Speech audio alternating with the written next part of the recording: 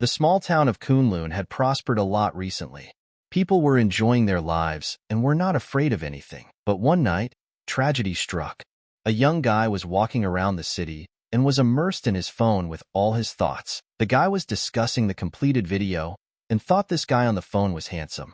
And this handsome guy is about to engage in a fight to the death. He got really excited because his video went viral, and now he's going to be offered ads. The lively fellow didn't even notice as he stepped onto the road where cars were traveling. But everything happened very quickly as he found himself in an empty space with only a girl sitting at a table in front of him. The guy asked her, "Did he die?" The girl was very angry at this time, because the guy had died at the end of her workday. The girl told him that since his video had amused a lot of people, his merit had exceeded the norm, and now he had a chance to be reborn in another world. The guy heard this and asked if he could choose, but the girl told him no. Let him press the button on the randomizer. The guy, without thinking of further problems, immediately pressed the randomizer with his index finger. The randomizer showed that he would be the strongest master in the martial arts world, Demon Lord Ziwei. The guy asked with surprised eyes, wondering if he was too lucky. The girl replied to him that since he had the answer, let him quickly head that way. She wanted to finish her work quickly, and there was no need to waste her time. A guy with happy eyes walked up to the door that was in an empty space and shouted that he was a martial artist. The girl was glad to be rid of him, and having cleaned up after herself, said that earlier it was said that it was necessary to fix this car. The long text is not fully shown. Opening his eyes, the guy found himself in a forest where it was raining heavily at the time. He immediately thought, where did he end up? But then he remembered that he had been reborn. In this world, his name was Li Ziwei, and his status was the strongest master of the martial arts world. He clenched his fist with joy and said that he had been reborn into the greatest martial artist, Demon Lord Ji Wei. Wei looked at his clothes and said that this man looked like a ragamuffin. But suddenly he looked under his feet and saw some kind of badge and asked what was it? But at this time there was no more to it. Raising his eyes, he saw 3 people heading in his direction. The man stopped and said that it was strange. The Demon Lord Ji Wei's aura could be felt somewhere nearby. So why is there no trace of it? Wei at this time didn't even realize that he was going to be in big trouble. He immediately asked them if he was the one they were looking for. The man looked him over and immediately noticed that in the guy's hands was a demonic sect sign. With surprised faces, they began to shout that it was unbelievable. After all, he had even changed his appearance. In fact, it used to be an incomparable bloodthirsty aura, cruel and merciless. How many people had he put down for the sake of this technique? They had even heard of it. He had been poisoned by the millipede poison. His strength was no longer what it used to be. Wei heard those words and was surprised that he had been poisoned with poison before. And no wonder he had to pretend to be an ordinary person. The men immediately drew their swords and told him that they would take his head today. Wei smiled in their direction and asked, were they being serious right now? What made them even think that if there were 3 of them they could overpower him? Wei realized that although he had been poisoned, he was still the strongest master in this world. But in reality, only he knew that he was just a human without any abilities. The man immediately realized that in such a situation, they could only use this technique. They united all 3 of them and summoned the creation of the golden holy sword. The energy was completely directed into the sky. Wei looked at them and asked, did they really think such a pathetic trick would work on him? Wei suddenly thought of gold. But although he still doesn't know how to use this technique, he's the handsome one now. Suddenly, he pointed his finger towards the men and let a large amount of energy surge through them, frying them to the bone. He realized he just had to rely on the muscle memory of this body. Opening one eye in the direction of the men, he was greatly surprised. He looked and said that these 3 masters were annihilated in an instant. And there it was, the power of the greatest master of this world. He immediately looked at his hands and said that it was too incredible. The next morning, he arrived at a city called Sangyu. Without fear, he walked through the main passage and saw that it was very noisy.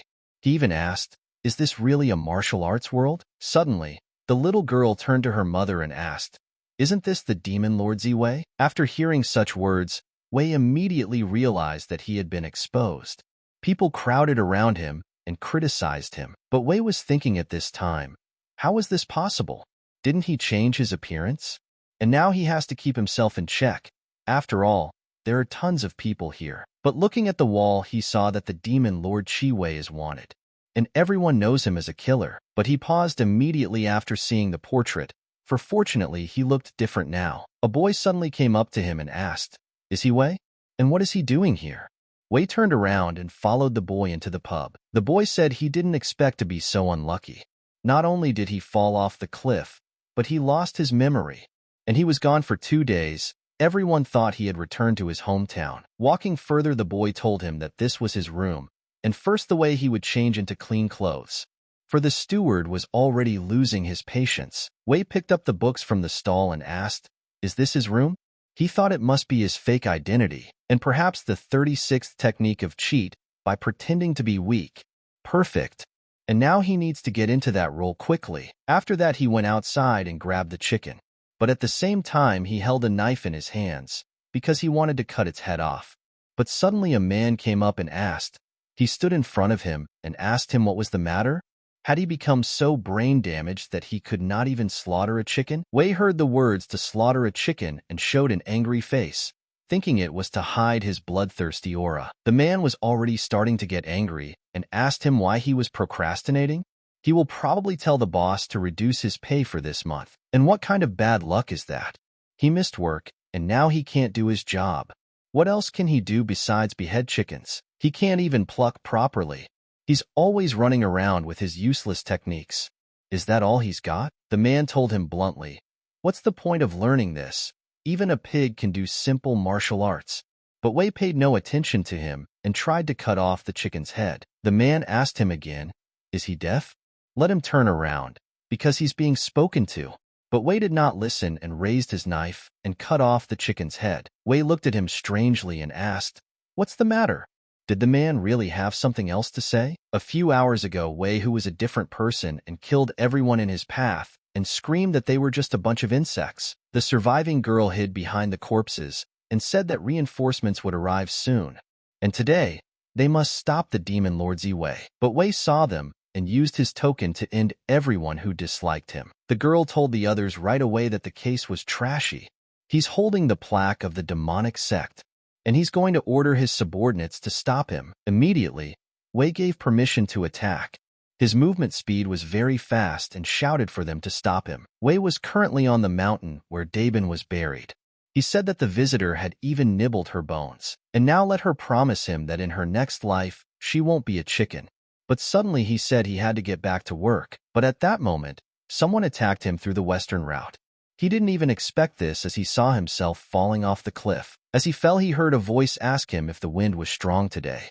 And soon, just like that, the real owner of the body disappeared. He sacrificed his life to block the path of the demon sect's message. But in a difficult moment, he was thrown off the mountain. The man was very surprised and thought, "What happened to this guy? He looked like a frightened kitten only a short time ago." The man immediately told him that he's been working here for years, and he's snapping at him. Does he even realize who's standing in front of him? And now he's going to use him for meat instead of this chicken. Wei immediately saw that this cook was in good shape, even though he looked like a complete fool. Although he could hardly be called a fighter, the man immediately picked up the frozen fish and smacked the guy in the face with a swing, telling him not to use that look anymore. Wei immediately picked up a knife and decided to test how strong Mr. Chef was himself. The cook asked the guy what he was doing with the cleaver. As he approached the blow, he stepped on the blood and slipped. Wei used this moment and stood in front of his face with his intimidating red eyes. Wei asked him if he knew what his favorite dish was. First, you cut the meat into thin plates, then you wrap them in a thin layer of starch. Then you add spices, marinate them, and finally fry them on a slow flame. And now the gourmet dish is ready. And then Wei said that pork is usually used for this dish. Had the cook ever tasted such a thing? The cook was very frightened and started screaming at the top of his voice. Wei covered his ears immediately and said that it was loud. In fact, he hadn't even done anything and he was already crying. It would probably be a disgrace to their great demonic sect if he killed such a pathetic guy. Wei said it was more boring than he thought it would be. But the cook turned around with his face on the floor and said that he only had muscle. The meat would turn out very tough. And it didn't taste good at all. Wei suddenly heard someone approaching. Turning around, he saw the guys and asked, "What are they frozen? Is something wrong?" The boys replied that they would probably go, and they still had a lot of things to do. Wei sighed and asked, "Why is everyone here so ugly and submissive?" But it didn't matter though, because submissive would do just as well. Suddenly, he was a little distracted and came to his senses after the boy tugged at his belt. After a day of work, Wei immediately went to the kindling room. He plopped down on the sofa and said in a joyful voice that he had finally moved all his things here. He thought that he would have to start studying all sorts of cultivation techniques and figure out how the demonic sect was doing. Of course it will be hard, but who said the life of the strongest master in the world could be easy? And besides, he met a promising boy today. One should start practicing martial arts from childhood. He realized that if he started learning as a child, he would always be confident in his abilities in the future. He didn't fall asleep and decided to go outside. Wei immediately said that he should eat dinner soon and go talk to that kid. At that time, somewhere beyond the alleys, someone was beating a little boy. But he tolerated everything and took it all on his body. The guy asks him if he's lost his memory, but he feels like he's blatantly lying to him. It was Qin Wujin and is an ordinary servant at the inn. Wujin put his foot down next to his head and told the boy that he knew him well, and they were just right for each other. An orphan and a loser. Wujin asked the boy, "Why are they going after the cook? Don't they know that he is the brother of their Master Zhao? And she would love to see Master Zhao kick their asses when he returns. But no, why not avenge their master's brother himself? And then, when he returns, he will tell him all about it and accept his well-deserved reward for his good deed." Wujin couldn't help but laugh and realized to himself that he was a genius. He told the boy that if he didn't want to be trampled into the ground here, let him bring this bastard. Suddenly, he saw a door flying at him. He turned around sharply and dodged the attack. Wei held the bread in his hands and told the boy to shut his mouth, for he had heard enough already. And he apologizes to the boy for being late. But the main character always shows up at the last moment. He immediately pointed his finger at the guy. Wu Jin said, beholding the culprit of the celebration himself. He realized that this was just the perfect chance. Beat him up and please Master Zhao. And this is a great chance for Wei to teach this guy a lesson and show the young apprentice the power of his master. He's sure the boy will start literally idolizing him when he deals with this idiot. He'll tell the master that he's a role model. Wu Jin told himself that he wouldn't miss this chance and would use it to show his power. Wu Jin told the boy that he had not been taught to respect his elders. If he kneeled down now and begged for forgiveness, he might consider taking pity on him. Wei approached the boy at this time and told him to step aside for now and wait for him on the sidelines. Wu Jin asked the enemy, had he been knocked back along with his memory and self-preservation instinct? How dare he ignore him? Let him not act like he's better than him. And a loser will forever remain a loser. Wu Jin immediately pounced on him with his fists to teach the boy a lesson. But Wei managed to dodge the attack, but immediately grabbed his arm and threw him across himself. Wu Jin was greatly surprised after that and didn't understand how it happened. Wei knocked him to the ground and slowly got up. Wei smiled and said it really works. The hours spent watching self-defense videos were not in vain. He had wanted to test this technique in action for a long time. Although he wouldn't be able to use all sorts of cool techniques of this body for now, but with his current internal spiritual energy, even ordinary kicks and throws become deadly. Wei suddenly switched and said that he couldn't use the full capabilities of this body yet. That's too bad, of course, but if he leaves him alive, his identity may be revealed. And kill him with a simple kick. He's really annoying, that guy. Wu Jin heard everything and thought that his identity might be revealed. He wondered what this guy was talking about, because he could hear his intimidating voice. And suddenly it hit him. He's read about something like this before in a book. And this guy is not what he seems to be. But Wei looked at him and was surprised that the guy managed to stay conscious after his incredible throw. But Wu Jin looked at the guy and had never seen such movements before. He immediately stood up and asked Wei who he was. Wei didn't speak to him and ran towards his enemy and grabbed him by the throat and leaned him against the wall. Wei asked him what he had just said. Let him answer. How did he recognize him? In fact, Wu Jin didn't know who this guy was. Wei thought that although this guy was a complete weakling, he was able to sense his true strength. And on top of that, he was able to experience his throw enhanced with incredible spiritual energy. Wei decided that he would let him go. After loosening his hand, Wu Jin was surprised and thought this guy was a real madman. Wei told the guy that since he had found out about everything, he had a choice. But he didn't talk to him and used a technique to slap him on the back. At the moment of impact, Wu Jin immediately felt his spine crunch. He couldn't hold on and folded up like a box. Wu Jin opened his eyes slowly and saw his late grandmother in front of him. Wei asked him if he wanted to know what it was just now. The technique he used on him is called the bone-crushing palm. And the point of this technique is that after 7 days, his opponent's bones will be nothing but dust. Wu Jin was shocked and his face was so interested as he asked. His back would turn to dust. Wei asked him at once, was he willing to die such a miserable death? And a great man once said, true enlightenment is defeating death and creating a new future. And so he will give him a choice now. The next morning there was a girl running around in the forest. She suddenly climbed up a tree and was saying that she was somehow bored. And her father always gives her boring jobs. Yui said her father told her that it's been turbulent here lately and told her to stay home. But what she really knows is that the remnants of the demonic sect are hiding in this neighborhood. Her father thinks she'll get in their way, but they'll see about that. She'll catch all the remaining followers of the demonic sect and bring them to her father.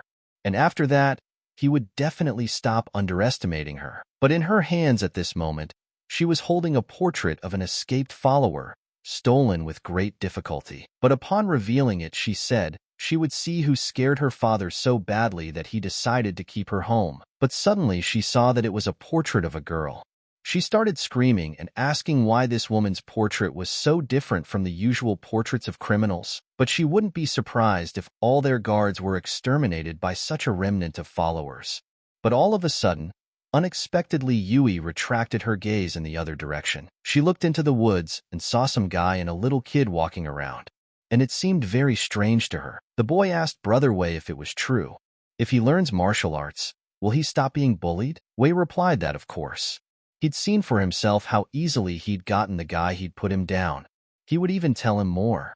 If he learned martial arts, the whole world would start to admire him. But though he realized that it was possible that the boy would be hunted, the boy said that her sister had said that if he got a master, he would have to bow to him. The boy couldn't help himself and immediately lowered his head in front of him. And he bowed so much that he hit his head hard. Raising a bump on his forehead, said that he wanted to become stronger and asked the master to train him. But Wu Jin at this time returned to his house and was greeted by the girls.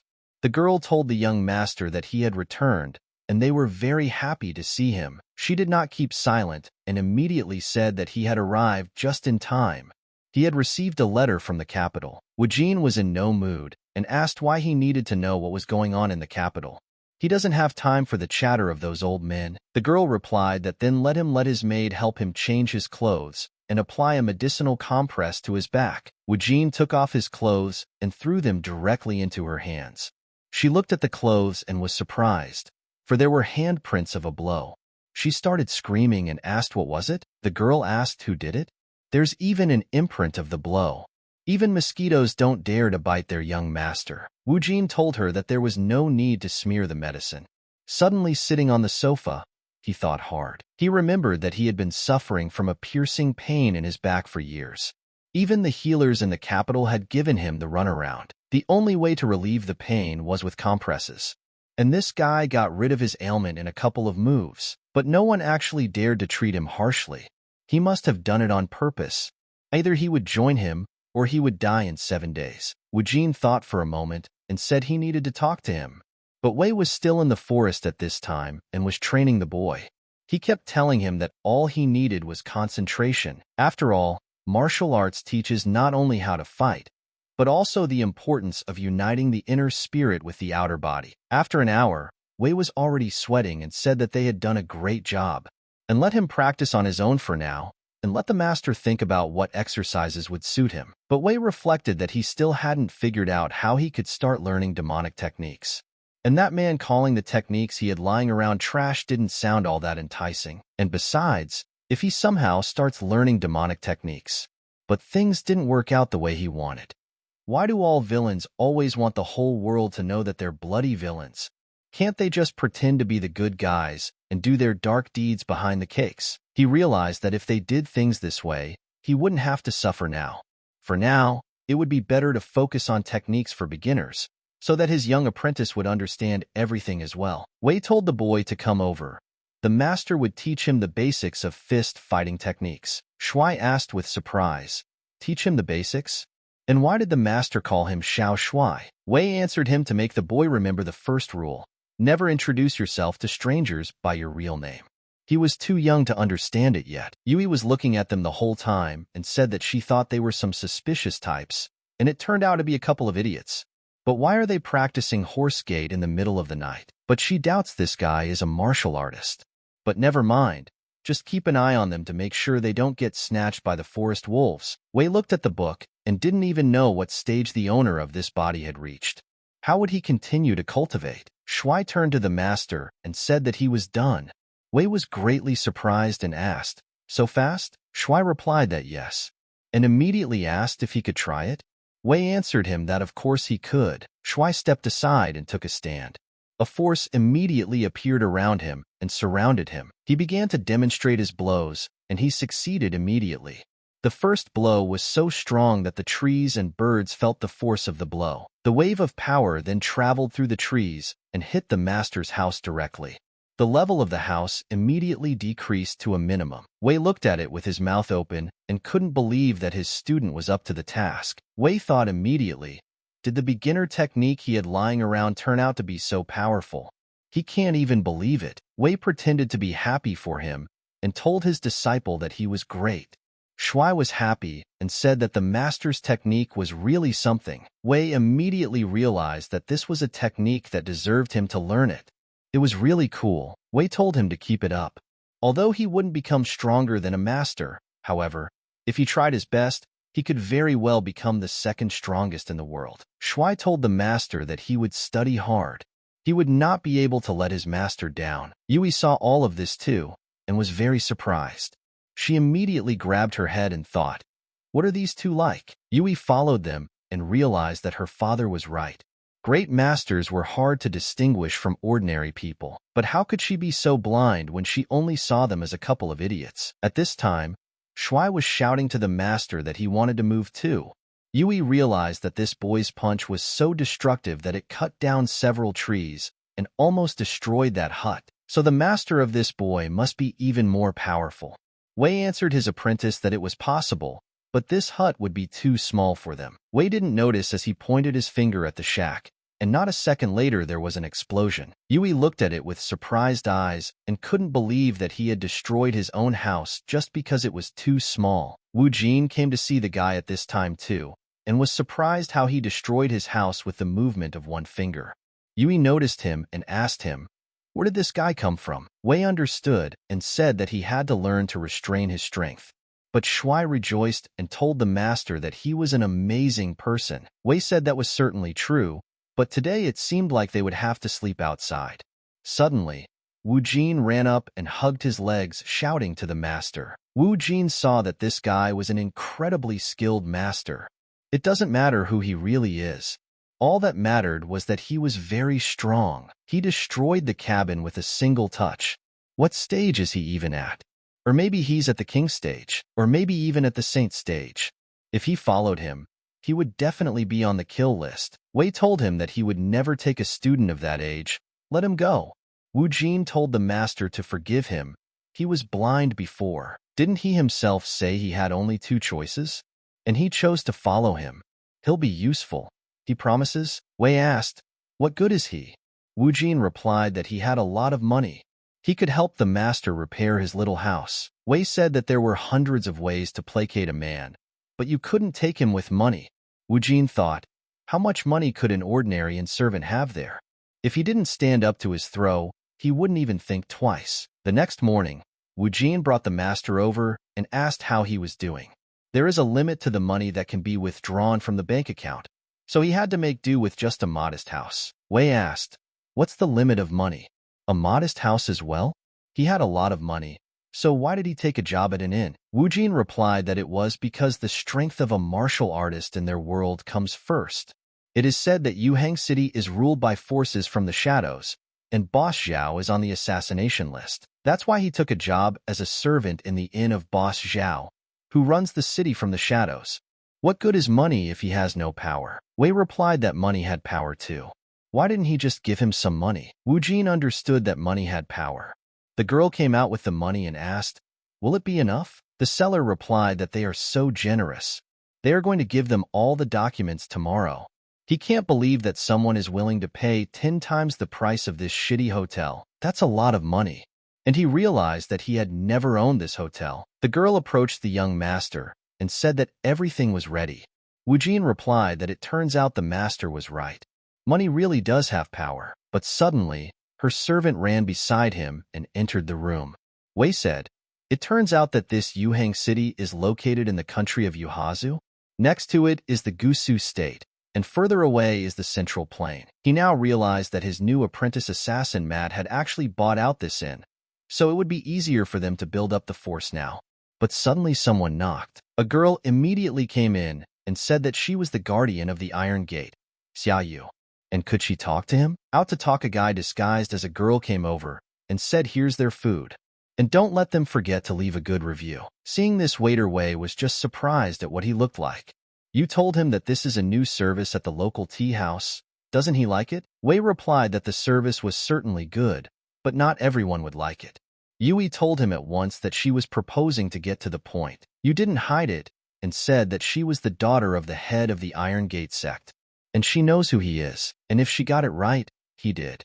Wei thought at once that now he would have to kill her, but you continued that he was a mysterious martial artist pretending to be an ordinary mortal, right? Wei replied to her that she must be joking. As she can see for herself, he's an ordinary mortal. Wei realized at this moment that his disguise had almost been figured out again. How did he even get caught? Apparently, this sect is an Iron Gate organization of the country's government, which meant that they were his enemies. Yui remembered and realized that rightly her father had said, "True masters always remain humble." Yui told him that, as he already knew, the demonic sect had been destroyed, but some followers still managed to escape from them. Wei choked up and asked, "What did this have to do with him?" Yu answered immediately that she had a request for him. Everyone is responsible for the prosperity of their world. The Iron Gate sect is currently short on manpower, and catching criminals is urgent. She'd like to ask him to help her catch the remaining followers of the demonic sect. Wei asked in surprise, "What?" He immediately realized that it was about him, and he doesn't want to be caught. After that, they came to the testing hall. Wei asked, "Was this where she wanted to bring him?" You replied that it was right. Wei started to look around and said that the appearance of this place was quite unusual. He even wondered what this exam hall was for, and to think of it that way decided Wei, he would now visit the enemy's base. Yui asked him, hadn't he ever passed a skill test before? Yui had forgotten that there was a powerful master standing in front of her. He must have just never cared about such trivialities. She said that their Iron Gate sect had started creating similar testing halls to test the strength of those practicing martial arts, and depending on how the test subject performed, their Iron Gate sect would give him a jade plaque, and each rank has a different color. Her jade tablet is green, which means she's a mid-stage practitioner. Wei took the plaque in his hands and asked, "What about the martial spirit? What color plaque is given to a master of this level?" Yui replied that she didn't know. And to be honest, no one knows that. To date, there was no one who had reached the martial spirit stage. But however, saying that to those who have reached such a level, a heavenly ladder is opened, leading that master to another world. Wei thought that since he didn't know how strong the previous owner of this body was, it would be worth it to take this test. However, the problem is that he is currently being watched by one of the enemy Iron Gate sect. Yui grabbed his hand and asked, "What is there to think about? It's time to go." She assures him, it will only do him good. Yui realized that she simply had to recruit this guy. If he joined the Iron Gate sect, they wouldn't have to worry about the escaped demonic sect anymore. Upon arriving at the ball, Yui began to shout and ask how is this possible? Had the balloon become transparent? It's not even white. Transparent meaning there isn't even a martial arts foundation. Wei looked at it and thought, how is there no martial arts foundation? And it seems that the original owner of the body was able to hide his real strength even in front of this strange ball. How far-sighted. This guy really deserves the title of the strongest in the world. And now this orb means nothing to him. All he needs to know is that the owner of this body was the world's strongest martial artist. But Yui also sensed that something was wrong here. Ever since the foundation of the test hall, the orb had never been mistaken about the true strength of the practice. However, she had seen the power of this master and his disciple with her own eyes. Why, then, did the orb remain transparent? Suddenly, she remembered her father telling her that learning martial arts was like gradually realizing the Tao. And the great truth is that the beginning of all things is at the same time the end.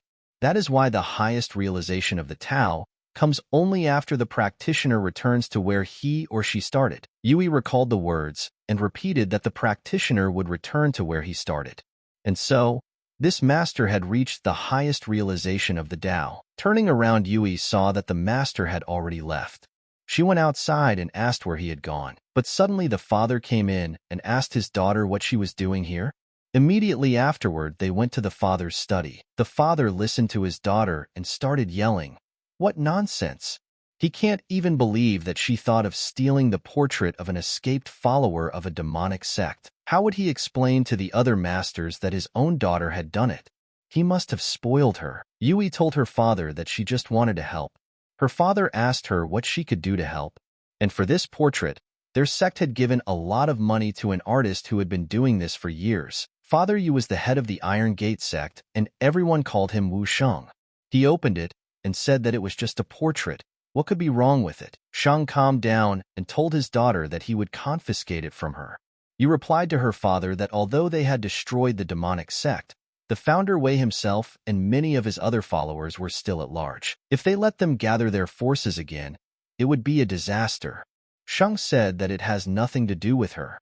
All those who managed to escape are the strongest followers of the demonic sect, and the power of Lord Wei himself and this woman in the portrait is not something to be taken lightly. And at the moment, the demonic sect has been destroyed, so they shouldn't be in a hurry.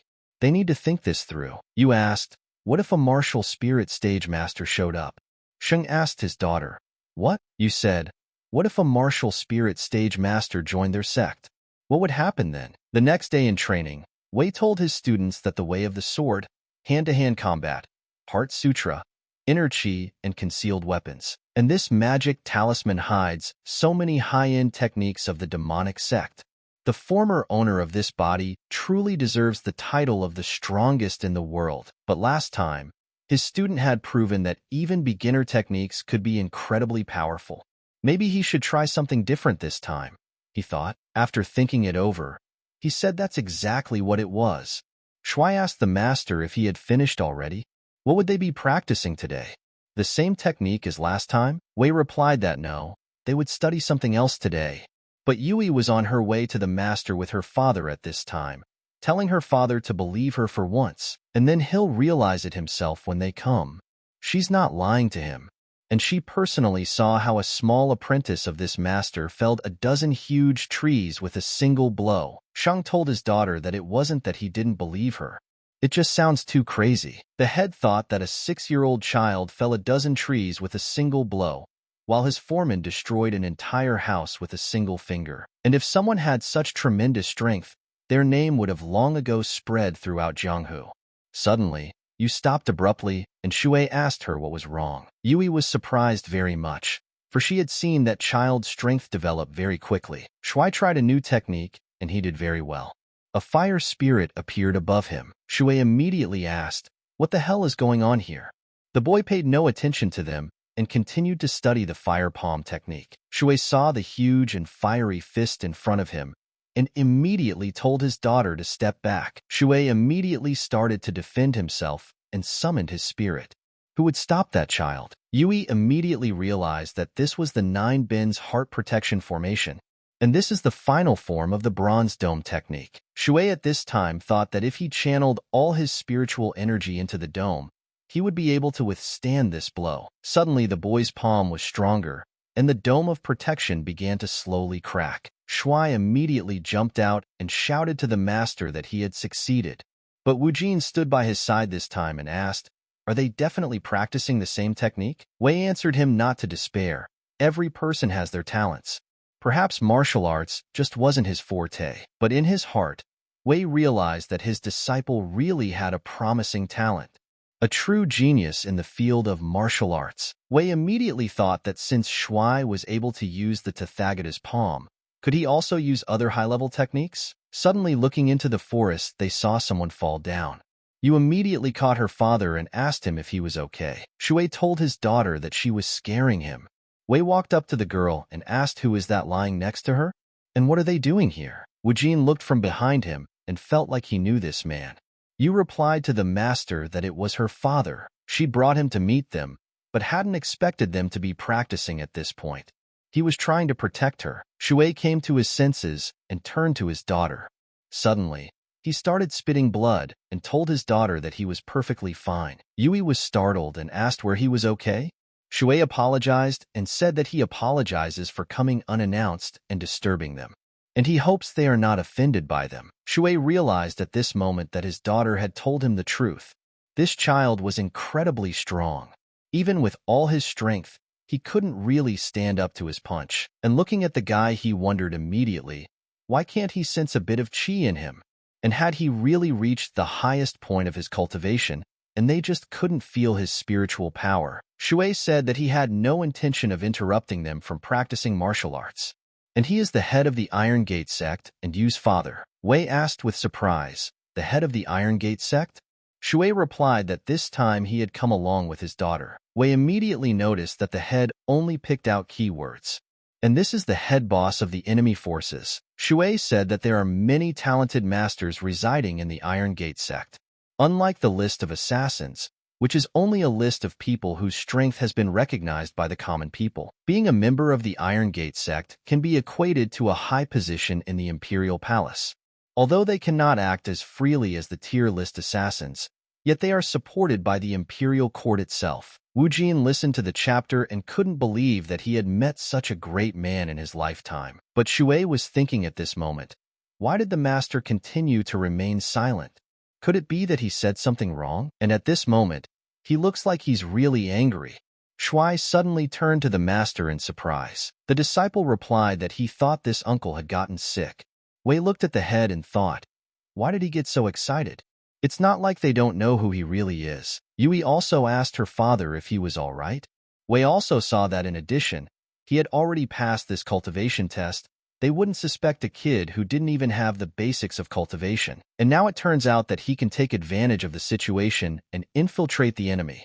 Shuai said that he thought he would die before he became a true martial artist. Wei asked, what do you get? He's the head of the Iron Gate sect? And they are greeting the master. Shuai replied that's right. He is the head of Xia. Once again, he apologizes for interrupting their training. Wei told him that there was no need to apologize. He was just doing a little exercise with his students. And he's not a martial arts master, he's just an ordinary person. Shuai said that he apologizes then, and he got it all wrong.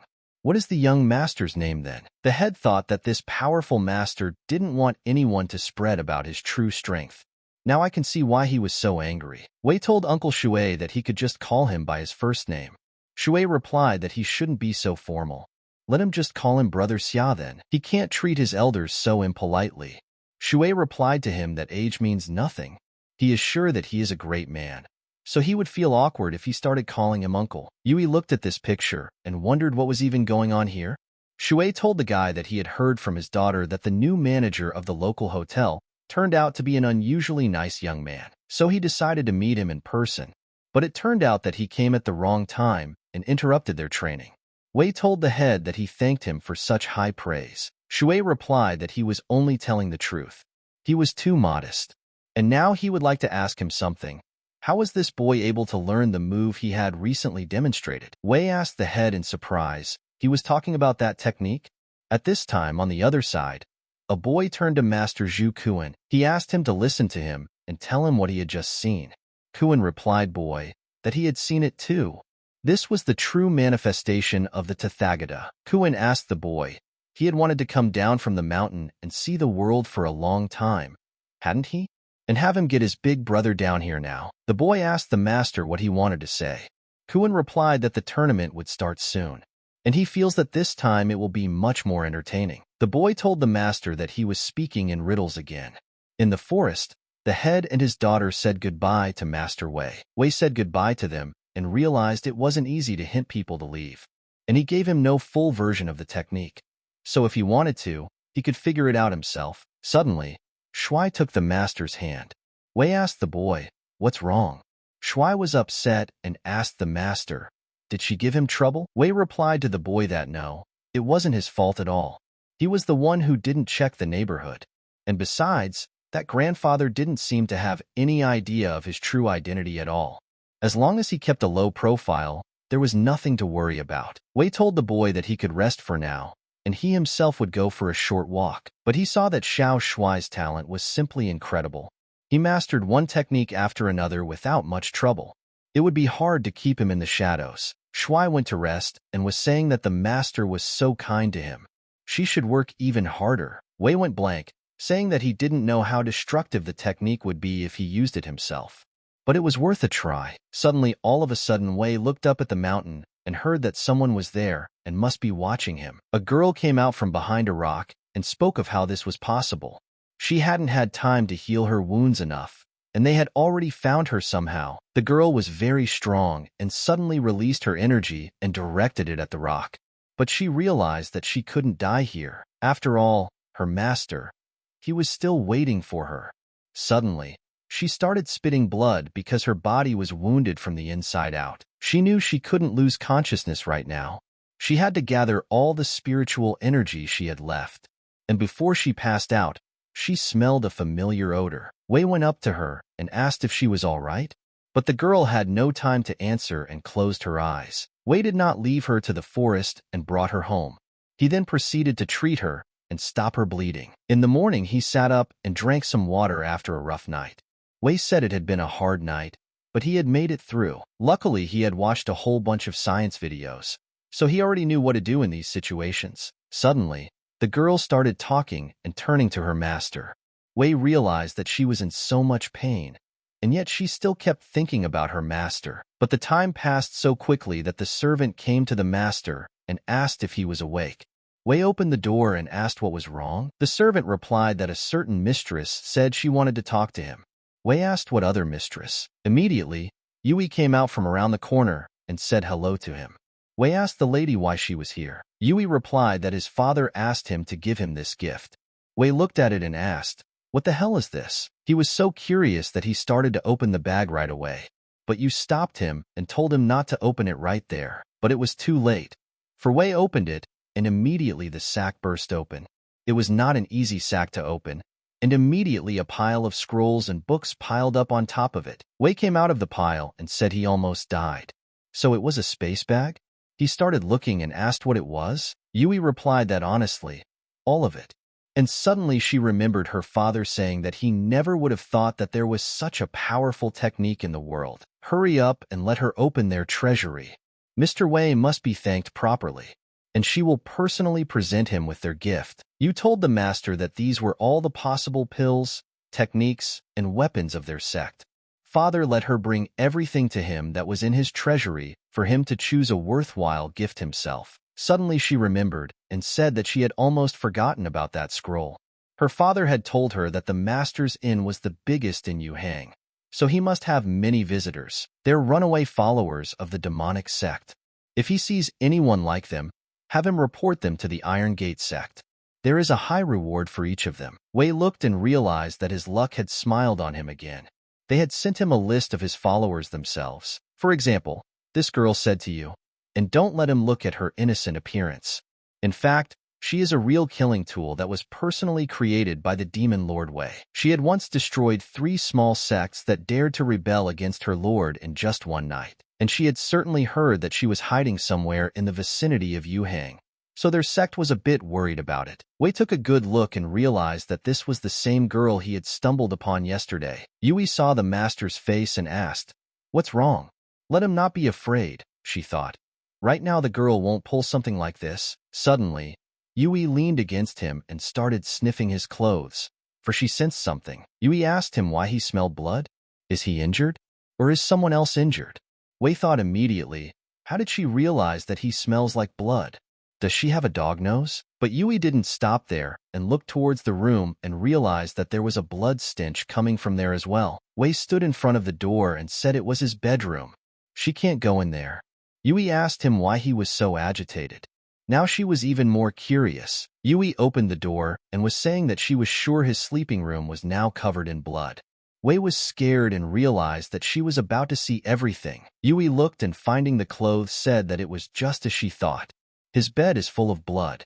He should have said he was injured right away. Wei looked at her and wondered where she had disappeared to.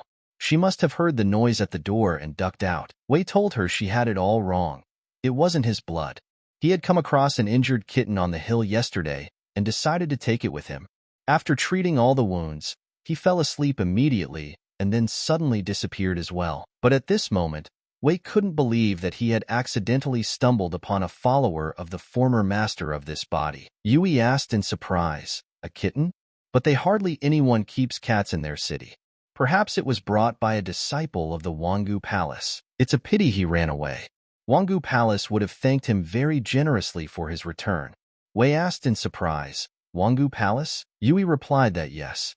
The Sword Path tournament is coming up, so the disciples of the Wangu Palace have come to Yuhan. And cats are their sacred animals, so the followers of Wangu often take cats or cats with them. And she also forgot to warn that Yuhan had been chosen as one of the arenas for this year's tournament, so it would be quite lively for a while. And let the master not forget the list of fugitives he gave him. He'll have a lot of guests soon, so a couple of them might drop by. Wei knew after hearing about the Wangu Palace that they had poisoned the previous owner of this body with millipede poison. Wei asked, "Madam, is it still possible to sign up for this tournament?" You replied that of course you can. Does he want to sign up his student? Wei replied that yes, he would.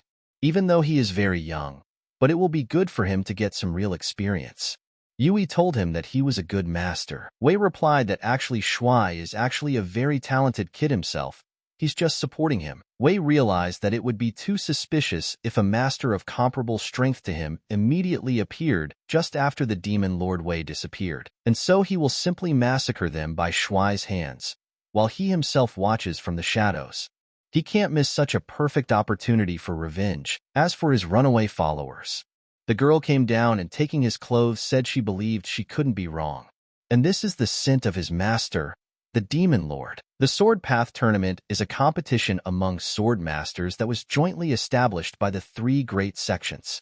However, the swords soon ceased to be the main attribute of the tournament. Masters of other martial arts also began to participate, as the winner was rewarded with magnificent pills, artifacts, and so on. The winner would not only make himself known to the entire Jianghu, but would have the opportunity to contact the three great sects and climb to the top of this world. And so for many martial artists, participating and winning this tournament has become a lifelong goal. And of course, there are some particularly talented practitioners among the participants. Wu Jin told the master that he too wanted to participate in the tournament. Wei answered him that it wasn't that he didn't want to take him along at all. It's that he needs someone to have his back. He's perfect for that role because he trusts him. And when he and Shuai went to the tournament, the inn would be left to him. Wu Jian told the master that he would wait for them here and look after the inn. As Wei left, he thought, why did that sound strange coming out of his mouth? Before the tournaments, a lot of people gathered and slowly walked into the arena. One of the guys was pushing and asked, "What is this guy doing standing in the middle of the road?" He sees that he hasn't gotten all his license plates yet. Let him get out of the way immediately, and where he's drooling and staring. When he came to his senses, he turned around and saw the guy who was covered in gold. They looked at them and marveled and evaluated their equipment time after time and how much it might cost. Shuai asked the master why everyone was looking at them like that. He didn't realize yet that he had a Chinkuan protective plate on his shoulders, and it cost 38,880 silver. Wei looked at himself and realized what it was like to be in a god's suit. Envious looks flying in from everywhere. It would be a little hard to walk around in it, and he'd better take it off for now. He felt something was wrong. This tournament is really so prestigious. It's just old people and sick people. Suddenly, someone suddenly called him little brother and said that he was apparently participating in the tournament for the first time, and he couldn't use all those treasures. So why don't he give it to him out of the kindness of his heart? Wei replied that it was a gift from his disciple as a token of appreciation to his master. He couldn't throw away gifts, could he? The guy asked him. Did he say no? Is he trying to humiliate him? Wei didn't pay attention to him and saw someone approaching. Looking closer, he saw that the girl was handing out scrolls and handing one to each of them. Wei said that it looked like the tournament was about to start, and immediately said goodbye to his uncle. Wei realized that this big guy looked like a supporting character and thought he was out at the first stage of the tournament, and it was better to just ignore it and focus on his goal. The girl said that it seems that everyone got their assignments. The first stage of the tournament will last 12 hours and will start in half an hour, and she wishes everyone good luck. Suddenly, Wei told them to stop. He said, "This is a martial arts masters tournament. At what the hell are they being forced to pick herbs?" And now he feels like an employee who was hired for nothing. And he wouldn't have been able to find a blade of grass even if he had pictures of it. And it's a shame, but he feels like he's going to have to drop out. When they arrived in the forest, they sat down to rest. And having made a fire, they did not even realize that they were being watched. At this time, from the bushes, a guy was telling the boss that they'd been watching this scum for half a day. Maybe they'll get down to business. And it's not even like he's some kind of master. Probably just an idiot who came to see the real masters fight. The boy also replied that he agreed with his friend. And these guys aren't clever enough to show up in the square and treasure with a child. One punch would be enough for him. The boss told them that if they sold all his stuff, they'd make more money than they could make in 20 years on their orders. He also noticed his dimensional bag. There must be even more treasures in there. The boss decided to act and ordered his men to capture him immediately. But it was over very quickly.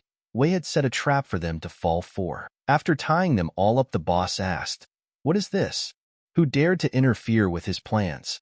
Wei immediately lifted them up with their feet up. Wei said that as he suspected, they're just a bunch of minor characters who don't stick around for long. Wei used spider nets that cost 25,688 silver. And now he feels like a real Spider-Man. Wei told them they didn't think he was a complete moron, did they? And from the beginning, he purposely flaunted the treasure in plain sight. He pretended to be a rich kid who thought he was a martial artist. He knew that some idiots would fall for his treasure, and he set it all up on purpose. Now he understands why villains like to manipulate people. It feels incredible, and it's time for them to get down to business. And to be honest, he wasn't particularly familiar with the area. He didn't want to make light of it for a while, but he was left with no choice. Wei asked the guys, they're going to help him with some stuff, right?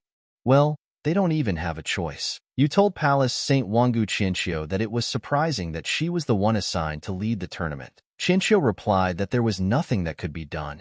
No one ever knows what is on the emperor's mind, and asked if her father hadn't told her that. Yui replied that he hadn't told her anything. They hadn't spoken at all lately. All he does now is practicing. He doesn't even leave his room. Chinchio asked, is he practicing? But Uncle Xia, after all, Uncle Xia had never been able to break through to the Saint Warrior stage, even though he had long since mastered the 9 bins heart defense technique perfectly. When stagnation appears at this level of cultivation, it becomes incredibly difficult to break through to the next stage. Usually masters don't manage to break through in the rest of their lives either. So she better talk him out of it. Yui told her that she knew her father. No one could change his mind. It's definitely not something she can do. It's better to just forget about it. Suddenly she remembered, and said that she wanted to tell her that she had recently met a concealing master. Chinchio asked, did she have her eye on some man of unknown origin again? Does she know what sect he is from? Who his teacher is? Yui replied that her face was too scary right now. And don't let her worry, her father had already sent something to get information about this master. Plus, this craftsman is very fond of small animals and even took in an orphan child. That's how generous he is. He is without a doubt a great man. At this time, Wei took control of the other guys and acted through them. The guy handed him an herb. Wei took it in his hands and thought, is this the black ginseng? Somehow it didn't look at all like the one in the painting. The guy thought to himself, Wei Yu's mother was what? Brewing black ginseng soup? Just how rich is this guy? And what a waste. Wei said they had done their job, so they could go.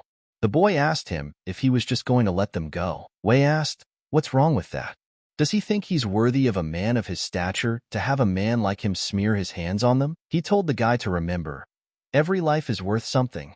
It's rude to ask that of a benefactor who decided to save their lives. And since he's already a fellow villain, he'll give them one useful piece of advice. He had made so much worthless cannon fodder that he had learned to dispose of the disposable ones easily. To reach the top, martial arts skill alone is not enough.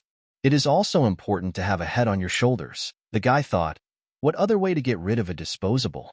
He says he easily gets rid of bodies that have already served their time. The guy took his friends and said no more questions, and they were on their way out. Wei asked with surprise, what kind of reaction is that? The next day, Shui saw that the master opened his eyes and said that he was awake already. Wei asked, what time is it? Shui asked with surprise, what time is it? And probably the master means the time? And he answered the master that it was the hour of the dog. Shui suddenly handed an apple into the master's hands. Wei asked, where did this come from?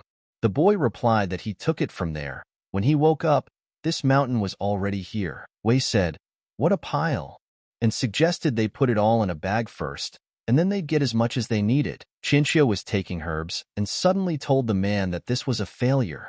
Tell him to hurry up and get it out of here. It's disgusting. She told them it didn't make any sense. They would have been better off just ordering a large shipment from the merchants. The girl turned to him and told the lady saint not to talk like that.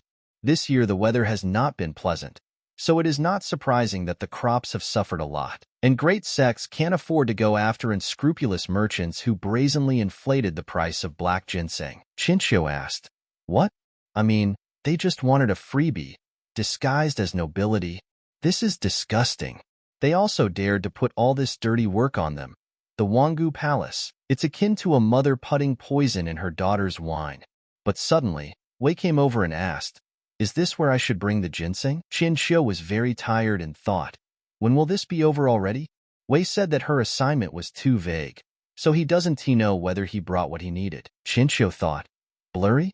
Yes, she was drawing pictures of herbs herself, but suddenly, a bright light appeared in front of her eyes. She immediately stopped talking when she saw what Wei had brought. She realized that it was the highest quality black ginseng, and so much of it. Even if you dug up a whole mountain, you wouldn't find this much. Wei said it told me how much I needed. Let them choose which ones they want. Chinchio was surprised and thought that the guy himself didn't realize what he brought. Wei asked, what is it?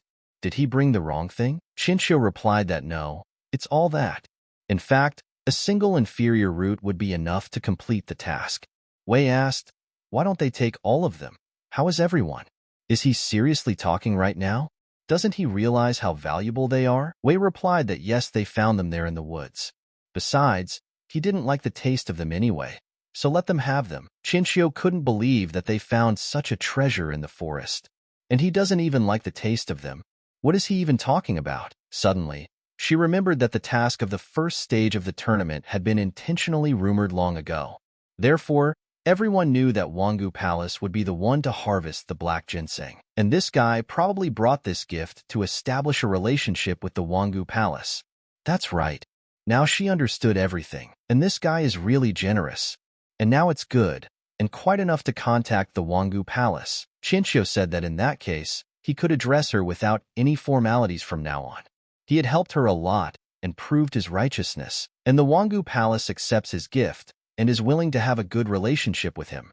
She immediately introduced herself to him and asked the guy what his name was. Chinchio was proud with herself, for she had made a brilliant drawing of black ginseng. Wu Jin watched and told the guys that he couldn't believe that he had been invited to the official venue of the sword tournament. He will forever imprint that glorious moment in his heart.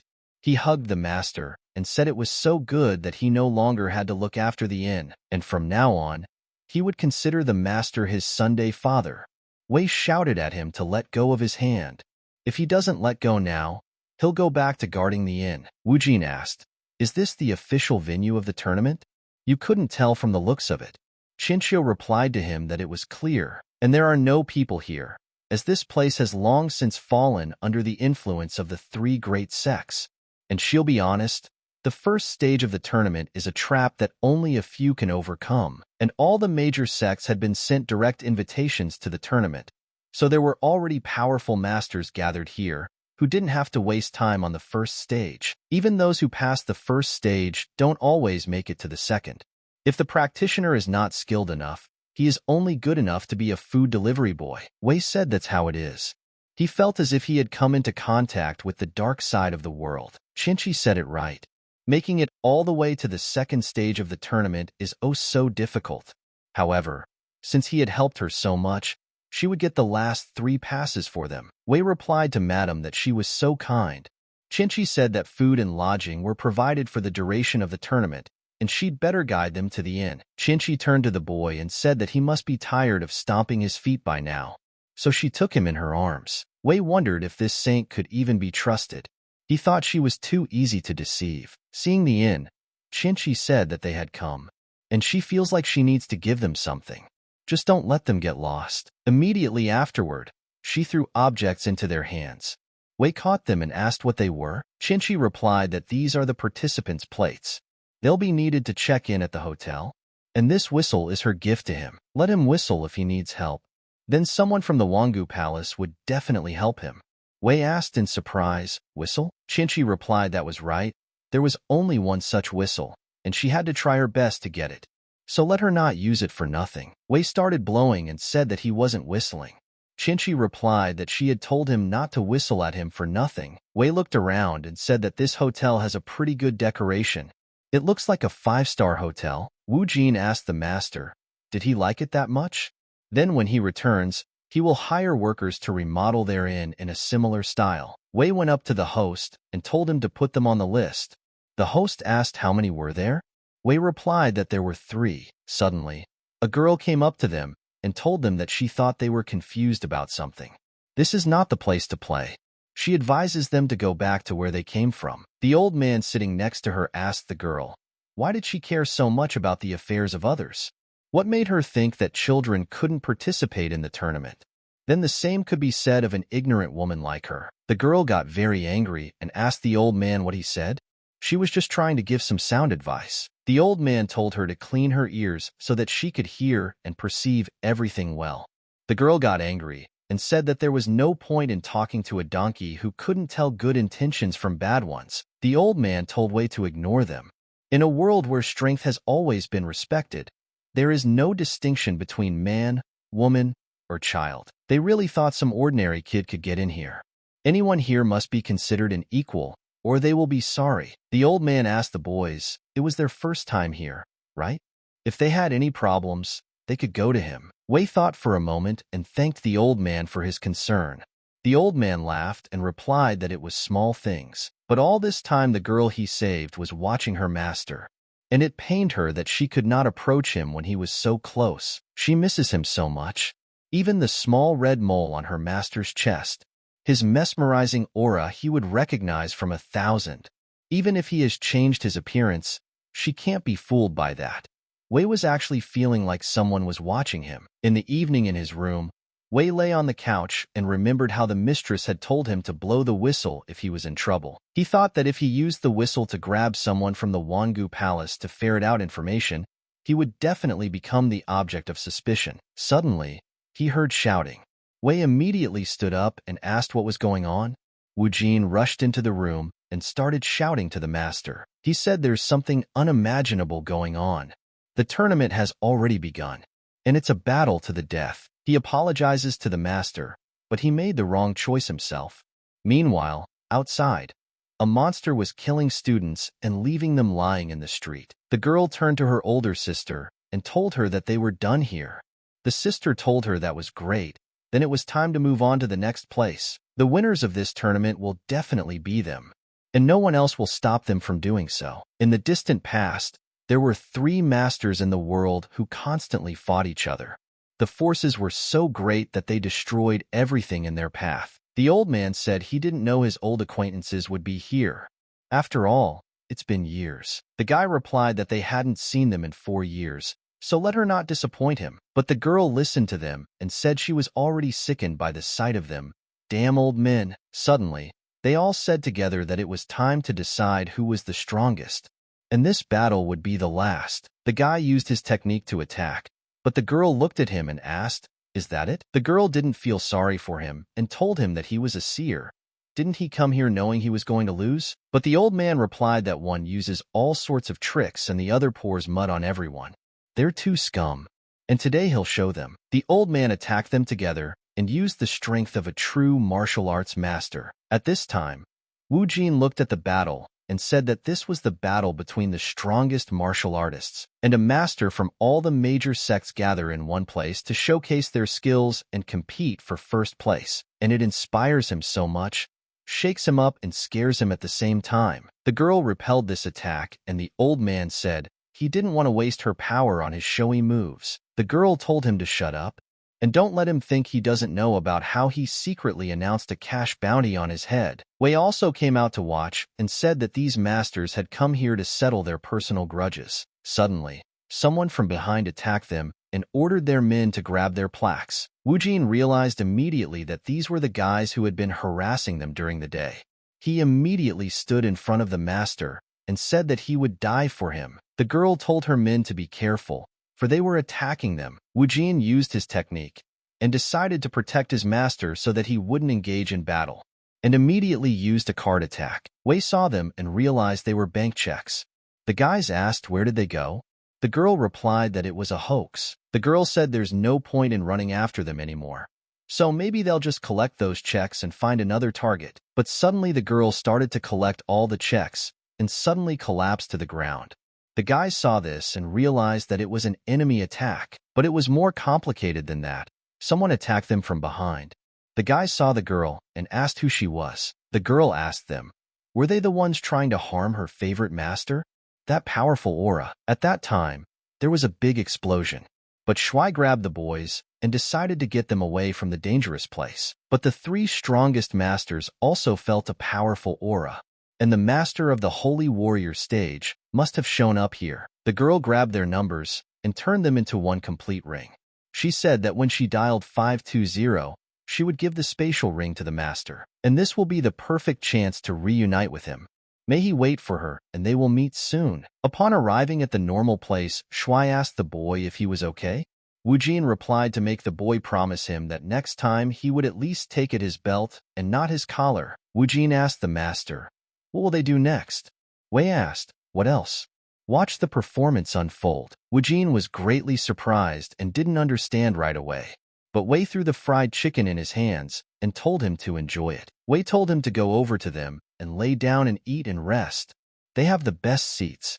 Wu Jin thought at this moment, why does the master carry all these things with him? Wei told the guy that he was the one who told him how much he wanted to participate in the tournament, and now he refuses to have fun. Don't worry so much. Master has taken care of everything. And as he realized, the point of the second stage is to collect these plaques.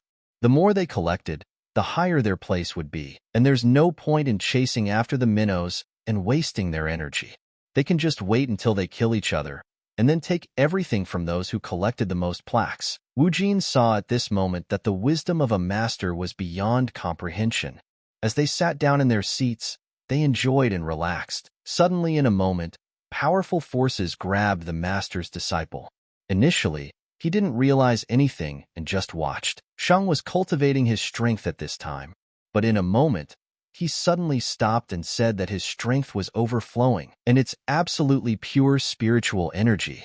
Shang said, it's amazing at all. He would never have thought that there was a technique in the world that perfectly matched his 9 bins heart defense technique, and the treasures from his vault were worth it. As soon as he finished training, he'd go straight to punching the faces of those bastards who called him an old loser. However, he feels like there are a lot of flaws on this scroll. It's better to just wait for the next meeting with Brother Wei and then ask him for advice. Coming out of his room, the servant met the master and said that means he had completed his technique. Shang replied that everything was fine. The servant said that he was happy for the master, and during their absence, nothing happened. Shang said he understood everything. But suddenly Yui came in and asked her father, has he come out yet? He was happy to see his daughter and asked her to come to him and he would show her something. Shan started demonstrating his new technique and told his daughter to check it out. You said that this is the 9 bins heart defense formation, but that it wasn't. Xing answered her to look more closely. Yui asked with surprise, looking closer? She said, isn't that the golden lotus of the Tathagata they had seen that day? Xing started laughing and replied wrongly. Although his 9 bins heart defense technique was considered a powerful martial technique, it has one major disadvantage. It's a technique designed for defense only. Therefore, it cannot reach its full potential on offense. For years he had been looking for a technique that would help him perfect his formation technique, and he never expected to find it after a short walk with his daughter. And when he fully masters this technique, his 9 bins heart defense technique will be perfect. He will be able to both defend and attack. His picture will finally become complete. Sheng said it was all thanks to Brother Wei anyway. How's he doing? He'd like to visit him in person soon. Yu answered her father that he was out of town right now. Sheng was saddened and asked, Brother Wei didn't even say goodbye to him? They should have at least offered him horses. And why had their beautiful acquaintance lasted so short a time? And now it all makes sense to him. Yui said she had come to there in a couple days ago. One of the maids said that he had gone somewhere with his students, and he mentioned that he wanted to sign up his students for the tournament, and it was just about to start. And she thinks he's accompanying his students to the tournament now. Sheng asked his daughter that next time she should mention such important things right away. Right? She knows he's impressionable, right? He asked her why she didn't notify him about it right away. Let him know that Brother Wei wants to enroll his students in the tournament, would issue him a couple of direct invitations to the tournament. And it's always a mess during the first stage of the tournament. If they haven't come back yet, it means they've made it to the second stage. You told her father that he locked himself in a room and didn't want to listen to anyone. How would she tell him that? Sheng thought. Why would the incredibly powerful and ambitious Brother Wei be interested in this tasteless tournament? Suddenly, he came to what he thought. It was all about Brother Wei's combination of both equanimity and magnanimity. He just didn't want his young apprentices to become hermits before they had a chance to see the world. And Wei is a great master. At this time, Wu Jin looked at the spectacle and said that this was the end. The girl told them that she had warned them, right? This is no place for kids like him. Let them just give up and leave the tournament. And she doesn't want to hurt the little ones. Wei touched the magic roots and said that the thing was so strange to the touch. Wu Jin started yelling to the master that the baby had been grabbed. The girl was greatly surprised and thought, what was wrong with this guy? Wasn't this little guy with him? Or did he just not care about him? And besides, she doesn't feel the spiritual energy of a martial arts practitioner in him at all. Did a mere mortal enter the tournament? Unexpectedly, Wei examined these roots and remembered that it looked very similar to the slime in the book. He took the slime in his hands and held it. But the girl at this moment felt that something was clearly wrong. This is a sword path tournament. How could an ordinary mortal get in here? And not just him. He doesn't feel any spiritual energy from that guy next to him either. Is there some kind of technique they use to hide their power? She thought hard and settled on the fact that it must be. It is. But everyone comes here to show off their power and get first place. Why would they hide it? But Wu Jin thought at this time that although the combat skills of the master and Shuai are incredible, but this is a sword path tournament after all.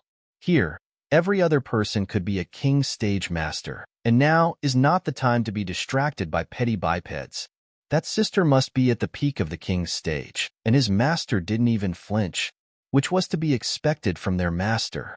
He didn't lose control of the situation even after Shuai was captured, and from behind, his master looks even more majestic. He has a soothing aura about him. Wei asked, is this one created from internal energy? Just like Brother Xia that time. And Xiao Shuai is not someone who needs his help, but this is an opportunity that should not be missed. The girl immediately sensed that he was going to attack. Wei suddenly pulled out a sword and said that it was a gift from Brother Xia. Wei said he's going to cut himself off a bit now, and then he's going to study it properly. The master at this time came out of the tavern with wine in his hands and said that he didn't think that a master of the Holy Warrior stage would show up in such a wilderness, and I'd have to convince him to join their Yuden sect. It would be a shame if he missed the opportunity. But the girl grabbing the boy asked his master what was wrong with him. The master saw this and asked the same thing. What is going on there? The girl told him. Can't he see that she has his student hostage? Can't he show a little respect? If he doesn't respect his opponent, at least let him respect his fellow hostage. The master saw that the woman who was pestering the child during the day, she has the aura of an early stage warrior king stage master. Not bad at all. The girl asked the guy, doesn't he believe he can hurt a child? She can do it. If he doesn't stop, she will. The master looked a little closer and saw that she was holding the very same baby. But where is his master? Wei started waving his sword around and said that this sword was stupid. It's only good for pounding nuts. Wujin ran up to the master and told him to try this knife. He spent a lot of money to get this knife. The host tried to listen to their voices and asked what were they chattering about. But Wei was at this time shouting to his young apprentice not to be afraid. His master would save him soon. Wujin told the master that it was his fault for not keeping Shui safe. If something happened to him, he could use this knife to kill him as punishment. The host at this time got very angry because he got it all wrong. The girl told the guy not to blame her then for what would happen to him. But suddenly, an energy surged in front of her. She didn't realize what had happened at first. The master took the boy from her arms and asked, "Has she lost her mind? How can she bully a child? There are over 100 masters in the arena right now, and she decided to take away the plaques of just these kids? She only attacks the weak, and it's gut-wrenching to fight the strong." The girl asked the old man, where did he even come from? Had he seen what was going on in the arena? Someone had already collected most of the contestants' plaques. She doesn't want to lose, so she had to attack them. And where did he see her abusing a kid? This guy provoked her. The owner said he saw it with his own eyes. This guy can't even use his chi. What is she talking about?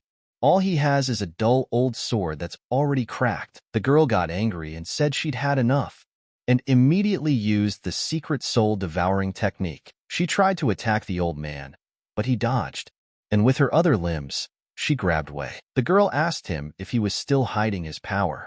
He means he's teasing her, and now they'll see how long he can keep it up. She'll make him show his skills. The old man looked at her and said she's strong, even knows the soul-eating technique. She's gonna be tough. Shui told Grandpa that his master is very strong. He can definitely handle it. The old man replied that he knew in the eyes of the child, the master would always be the most powerful and trustworthy man in the whole world. And he is a good master, determined to fight an opponent superior to him to save him. However, it would be hard to stop her. Once the soul-devouring technique is activated, it cannot be interrupted even by the wielder. It will suck the victim's chi until it reaches the dantian itself. After that, the victim will never be able to use chi again. And he's afraid that nothing can help his master anymore. Suddenly, everything in the moment changed, and the girl felt her options shrinking. She thought, how can this be? She said it was impossible. The soul-eating technique can only be interrupted under two conditions. Either the victim is not a martial artist and has no internal chi. Liuo, the internal chi of the victim, is far superior to the internal chi of the technique master. Wei suddenly pulled free and realized that this was somehow weak. He thought he'd press a little harder. The girl realized that things were bad and even felt that she had lost. She immediately wondered what he was like, but the old man immediately realized that this guy. He remembered everything and felt that it was the same person. At this moment, the girl he had saved suddenly appeared, and this time took him into her arms. Wei looked at her and remembered that she was the same one he had saved and cured. The girl hugged him and shouted that it was her master. But Wei at this moment didn't realize what was even happening. The girl apologized to the master and said that his worthless apprentice came too late and the master had to do everything himself. But the master is still as strong as ever, so he easily dealt with his opponent and gave him the ring and told him to take it. There are 520 participant plaques in this space ring. This ring symbolizes her endless love towards him. The girl got down on one knee and said that the master must have changed his appearance and signed up to participate in this shitty tournament to take revenge on those pathetic 3 sects, right? As expected of his master, he weaves ingenious plots as always. Wei turned to her and began to worry. The girl asked the master, is he still mad at her? He used to just call her Shui. Wei asked her, how long has she been following him for? Replied that since he had treated her wounds, she would never mistake the master's scent for someone else's. Wei realized that all this time he had sensed her, that she was watching him. So he asked her about that huge pile of black ginseng she had brought. Replied, yes. Was there any way she could help the master? She asked. Wei smiled and said of course. She helped him a lot. Wei thought, and now it was clear to him why he constantly felt someone's gaze on him. It was air. And judging by this girl's behavior, she was very close to the previous owner of this body. But we need to understand exactly how the old owner behaved with his subordinate. He doesn't want her to suspect him of anything. Told the master that by changing their appearance, they became a little more gentle than before. But naturally, She also liked the fierce master from before. Wujin suddenly walked up to the master and asked him if he was all right. He scared him to death. The old man came over and told him that he didn't have to worry. His master was perfectly fine and had hidden his spiritual energy so well that he no longer believed that he could reverse the Soul Eater technique. He realized that even if only for a moment, this was where the aura of a master stage saint warrior flashed. When he saw that woman grab the child, he hastily thought that she was just mocking the weak. However, he had forgotten that ordinary mortals were not allowed to enter the Sword Path tournament, and even when his apprentice fell into the hands of the enemy, he did not show his strength, but only threatened that wench with an old sword. And the little boy was sure from the very beginning that his master would not let him get hurt. There wasn't a shadow of fear on his face even when the soul-devouring technique was used against him. Such an unwavering spirit suited their wooden sect. And now he has such a nice seedling in front of him now. He just can't pass it by. We must bring him to their sect. The old man turned to the boy and asked what his name was. Wei looked at him and thought, who is this grandfather? And why does he look more like a villain than he does? Asked the master if he wanted her to deal with him. Wei asked her. They know each other. Replied that she knew him, however, he had not yet grown to know her. Unless she is confused, this is the third elder of the Yuden sect. The vagabonds call him the god of drunkenness. Wei asked with surprise, Wooden sect? Is that one of those great sects? Replied that yes, that was correct. In the past, he disliked this sect because they were too poor and their disciples led a vagabond lifestyle. So he didn't even put them on the list of those who had been declared war. Wei thought, what other list? Was he really that short-sighted? Said that when the other sects found out about it, they thought that the Yuden sect was conspiring with their devil sect and almost declared war on them themselves. If it wasn't for the fact that the Wooden sect had 3 warrior king stage elders, they wouldn't even have to do anything. They would have drowned each other in blood themselves. Wei said, what a confusing story that was. They continued that, however, when their devil sect was at its prime, then even if they had combined all their forces and attacked them, they still wouldn't have even come close to winning. Sure, their sect is going through a temporary decline right now, but he believes that as long as their chapter is with them, things will soon get back to normal. The old man got angry and told the guy he asked him a question. He was wondering who he was and what sect he was from, or had he not yet found a home? The guy replied that his name was Wei. He thanked him for his help, but he didn't know how to address him. The old man replied that his young apprentice called him grandfather, so he could address him the same way.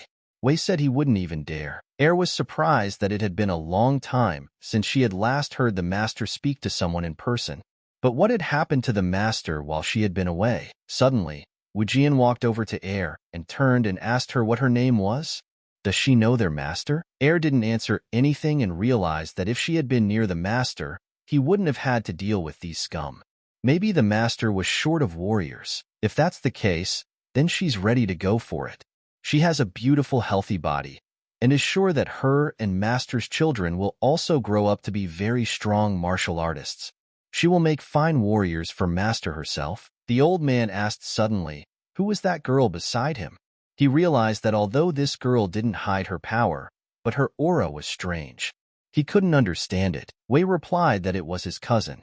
He hadn't seen her in years, but by chance they had met at this tournament. But she is very shy and doesn't like to talk to strangers, so you can forgive her. The old man replied that then they knew each other. The old man told him that as he already knew, this tournament was organized by the 3 great sects. It was necessary for powerful masters from all over Jianghu to gather in one place and exchange their martial experience. However, in reality, the true purpose of the tournament was always to attract new talent. And, frankly, he and his students had taken a liking to him, and so he will ask directly, would they be willing to join the Yuden sect? Wei thanked for the invitation, but they weren't interested. The next day, Qinqiu and Wei were sitting in the carriage, and she asked him in surprise, why did he refuse the invitation of the 3rd elder of the Wooding sect? Wei replied that for some reason he had begun to insist that he and his students join them. Qinqiu asked, did he really refuse? Wei replied that that was right. He wasn't interested. He would rather be Li Ji Wei, the founder of his sect, than be some disciple of the Wooding sect. He doesn't want to obey anyone else's rules, so he will create his own sect and live as his soul desires. Qinqiu said, What an interesting logic he had. She knew that the people all called her Wangu Palace Saint, but how many of them would remember her real name? And this guy doesn't seem to be prudent, yet he has a casual and free vibe about him. Wei had been thinking all this time, and suddenly realized that this title would be perfect for attracting attention. Master of Clickbait, and he will take this opportunity to promote his name as much as possible. No one will suspect him of being the former lord of a demonic sect, and he needs to come up with a name for his new sect. And he can't call it Demon Sect 2.0. I'll have to talk to Air about it later. Suddenly the driver addressed the gentleman that they were at the place.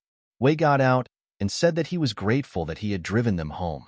And wouldn't the gentleman like to stop by their inn for a while and have some of their tea? Chinchio asked with surprise. What? He even has an inn? Suddenly, fireworks exploded, and a servant greeted him and congratulated him on his return. The soldiers also began to all shout together that they were congratulating their master on his triumphant victory. Their master is a matchless champion. The servant asked her master, "Where is the young master?" She had something to tell him. Wei replied that her master was in that carriage. Head Sheng also came to the meeting and told Brother Wei that he had been away for so long, and very happy to have him back, although the results were not yet known. But he was sure that Brother Wei had won the first place. He had been waiting for him since morning to congratulate him first. You told her father to be quiet. Chinchio suddenly saw a familiar face and asked, "Uncle Xia?" She friend immediately thought, "What is going on here? And is this really the same powerful master that you was talking about?" You turned to Chinchio and asked why she was here. The girl replied that she was the one who should have asked. What are they doing here? Do they know each other? Yui replied that of course. This is the same guy she told her about. Let her meet him. He's Wei's brother. Chinchio said, "What's his name for?" Let her better tell her why Uncle Xia, who was known for his nobility and restraint, was acting like this around this guy. Shang turned to Chinchio and said that although she was a saint of the Wangu Palace, she should realize that in Jianghu, the strength of a master was respected. Even Brother Wei had addressed him as an elder the first time they met. So why did she continue to speak to her brother in such an impolite manner? Chinchio replied to Uncle Xia, "He is much older than him after all. She doesn't think it's appropriate for him to call this young man his brother." Shang said that as the saying goes, a teacher is someone you can learn from. If it weren't for Brother Wei's refusal, he would have called him father too. And if it wasn't for Brother Wei's generosity, he would never have been able to break through to the next stage. Brother Wei is truly a deity to him. Chinchio asked the girl, "Is her father all right?" She felt like there was something wrong with him. You replied that it was fine, just a little overexcited. Chinchio said that she was the one who called a little overexcited. Is it true that Uncle Xia broke through to the next stage thanks to Wei? You asked her if she remembered the major flaw of his father's 9 bins heart defense technique. Chinchio replied that of course. The 9 bins heart defense technique is a very powerful defense technique. However, its disadvantage is that it does not allow her to attack her opponent. She knows that Uncle Xia has been searching for an attacking technique that could be combined with his 9 bins heart defense technique all this time. However, this is almost impossible. There weren't many compatible techniques in the world, much less Uncle Xia's powerful Uncle Xia formation technique. Shang asked Brother Wei if he could look at his execution of the technique and tell him what he was missing. Chinchio thought afterwards, why did things have to be like this? How could this guy turn out to be the suspicious master that Yui was talking about? And she mentioned that there was a small child fiddling around next to him. You told Chinchio that maybe she didn't know, but Brother Wei was just trying to hide his strength. He's actually an incredibly powerful master. And if they persuade him to join the Iron Gate sect, but their sect will gain new wings. Chinchio thought that it looks like this guy has not only brainwashed Uncle Xia, but also you. I mean, he's just a youngster. How could such a youngster be a strong master? And Uncle Xia is a master of the Holy Warrior stage. Does he really need advice from some suspicious guy they don't know anything about? But she gave him the Wangu Palace whistle. She even wondered if he would agree to return it. Shang and Brother Wei went to the forest for the head to demonstrate his strength, so he could tell him what was missing. He had gained enough energy and released the 9 bins heart defense technique outward. Shang demonstrated and asked Brother Wei what he thought. His technique came out a little weaker than his young disciples, yet he was still just starting to master it. Sheng looked at Brother Wei and thought, why is he frowning? He had a wrinkled forehead, frowning eyebrows, and tense lips. He was definitely angry, but why was he still silent? Was it really so bad that Brother Wei had to think long and hard about an answer so as not to hurt his feelings? But at this time, Wei was angry that he was able to master this technique even with an incomplete description. This was his enemy, and it turns out that he's digging his own grave here. But he thought about it and decided that if he acted now as the exact opposite of the past owner of the body, no one would ever begin to suspect him. He realized that it was true, and the past owner was a powerful and cruel demonic sect master. He's just an ordinary and harmless guy, and besides, he would need money to re-establish his sect. He would probably have to put out some incomplete version of the technique to attract followers and sponsors. Chinchio looked at all of this and couldn't believe that it was impossible. And it turns out Yu was telling the truth. It turned out to be much worse. Madame told Chinchio that she had done a good job this time. Maybe at least after this, the emperor would get a little bit off their backs. She is even afraid to imagine how many people had to empty their treasuries to gather so much sulfur ginseng. Chinchio replied to Madame that this entire mountain of black ginseng was brought by one person. Madame asked with surprise, "What?" Chinchio replied that yes, he had. At first, she thought that this person had come to make connections with their Wangu palace, but even after the time had passed, he didn't ask for anything other than those official seats in the tournament. And after the tournament was over, she drove him back to Yuhang and discovered that there was clearly something wrong with this guy. Even Uncle Xia's Saint Warrior stage master treats him with great respect. And then she learned that because of him, Uncle Xia was able to refine his 9 bins heart defense technique. And since he was able to find a technique that was perfect for even combining with Uncle Xia's technique, maybe she could too. But suddenly, Madame said no. She asked her, had she forgotten who she was? People who raise poisonous creatures can't practice martial arts. She doesn't think that those creatures inside her would so easily allow her to start cultivating. And besides, don't let her forget that she's a saint of the Wangu Palace.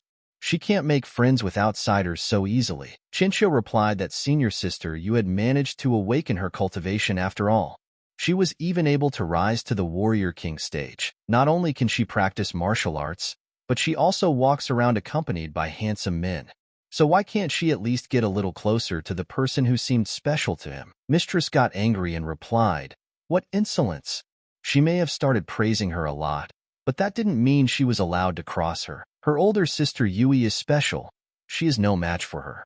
This time, she also decided to participate in the tournament. However, during the second stage, someone will be able to wrap the Soul Eater technique against her. She hadn't regained consciousness since then, and she asked Chinchio that she was the one in charge of Arena A at the tournament, right? Have her find the person who dared to attack the palace disciple Wangu. As soon as she finds the bastard, have him tell her. She will personally skin him. The next day, the guys were already talking about the result of the tournament. The boy was telling his friends that he had heard that the winner of this year's Sword Path tournament was one of the masters of their city, Yuhang. My friend asked in surprise, "What? They are the only poor people in town. So where can a master come from?" But a passerby told them not to say that. Even though their town is small, they are full of important people. Did they even hear that Master Xia of the Iron Gate sect had arrived? He came to check on them, but he hasn't left yet. Suddenly a passing grandmother joined in and said that's right. Besides, their town had become busier in recent days. Even her shop was making more money. Suddenly a monk came up to them and said that he apologized for interrupting their conversation, but did they have a place in town where they could stay for a while? My grandmother replied that they have a lot of guests in town right now, so the local hotel is full. She thinks there is still room in the new hotel, but it has recently changed ownership and they have started renovations. Suddenly the little boy told his elder brother that he wanted to try these berries. The monk answered him that the master had given them money for the journey, and there was not much left, so from now on they would save money. The monk was already very tired from his travels through the cities and wished he could go home. Originally, he was actually sent to the tournament to show Junior the world and greet the elders of the 3 great sects, but he was so tired that he was ready to spend the night even under a tree. But suddenly he saw a familiar child. That child was Shuai. He came to Aunt Hua and said he had brought her some fruit, and the master said to tell her that they could bring everything back from the inn. Hua replied that okay, she would, and asked the boy, How are the renovations going there? Shui replied that the hotel will open tomorrow. Be sure to have him come. Hua asked, already tomorrow? Then Auntie will definitely come. Suddenly she remembered and said that it just so happened that these monks were looking for a place to stay. Chinchio at this time was steering the name of the inn and telling the workers how to put up. Wei approached her and apologized for disturbing the saint herself for such a trivial matter. Chinchio replied to Wei that it was already the hour of the snake. Why did he wake up so late? Wei replied that he had been working too hard lately, so now that he had some free time, he decided to get some sleep. She suddenly turned to Madame Saint and said that she had said that she would return to her normal life after the tournament. But why did she choose to linger in Yuhang City? Chinchio replied that she was free to stay wherever she wanted. In fact, she didn't get the chance to be in the outside world very often, so she wasn't going to return so soon. Suddenly, Chinchio asked Brother Wei if he had seen any suspicious people in Arena A. Wei asked with surprise, suspicious people? Honestly, all the participants in the arena seemed like rather dubious types to her. But he thought, why did she suddenly ask that? She hadn't had time to find out about Air's true identity, had she? That's impossible. They hadn't even met. Chinchio said that was the case. Most of the members of Arena A were unfamiliar with each other, so it was no wonder he was suspicious of everyone. Chinchio asked the guy, had he met a girl there who could give her spiritual energy the shape of red vines? She was supposed to be accompanied by a couple of handsome men. She doesn't think she could be confused with anyone. Wei remembered and saw everything as if it were real, accompanied by the handsome men using the red vines. He actually thought that this girl was just an ordinary secondary character who would disappear after the main scene. Wei told her, could she tell her who this girl was to begin with? Chinchio replied that she was a disciple of their Wangu Palace. During the tournament, she was seriously injured and still hasn't woken up. Their lord values her very much, so she became furious about what had happened. Later, she ordered her to find the person who had done it, but all the participants of Arena A had already dispersed to their own affairs, and so he was the only one she could ask. Wei replied, so that's it. Wei thought this was getting serious, but he didn't do anything like that. It wasn't him, was it? But what if it was still him? Was the internal chi of this body so strong that he had unknowingly harmed that girl? Shui turned to the master and said that he had returned. He also brought guests with him. Suddenly, the boy told Wei that it was him. He had brought a child with him to the first stage of the Sword Path tournament. Wei pretended to remember them and replied that he hadn't expected to see them here. And since they already had visitors, perhaps it would be better for them to talk inside. And he told the Lady Saint to come in. Upon entering, Chinchio realized what was being said. She had never stayed in hotels before after all, and they have quite a rich decoration here. Now I can see where he got so much black ginseng from. And this guy has absolutely no interest in the great sex. On top of that, he was even able to help Uncle Xia advance to the next stage. So why was he so obviously trying to placate their Palace Wangu? Chinchio said that she had heard from you that this hotel used to be called Hotel Number 1. So why did he decide to change the name? But in fact at first she had thought it was him trying to flatter him, and now she was beginning to think that it was actually she who was lying in front of him. The monks suddenly approached them too, and told them that they were hermits and lived in isolation from the rest of the world, as it is only in the midst of mountains, forests, and lakes that they can enter a state of solitude. However, even they sometimes have to leave these places and face the turbulent waves of worldly life. And at such times, all they want is peace. The monk thought that an inn is a place where people come to rest. Even though they are in a hectic world ruled by powerful masters, every traveler hopes to find a corner of peace and tranquility. And a nice inn represents the ideal of every traveler in their world. And he understood the meaning of the name of the inn. The monk began to pour out tears and said it was a beautiful name. He had been looking for this place for so long. Wei asked the monk, did he think so too? He didn't think anyone would be able to understand the joke he put in the name, and he felt kindred spirits. Wei turned to Air and said that she may have heard about this before, but he can't use his powers right now because of the poison he was poisoned with during the last battle. However, right now, he had already managed to establish a good relationship with the Iron Gate sect and even managed to get acquainted with the Wangu Palace Saint. And that's why they can't rush to revive the demonic sect now.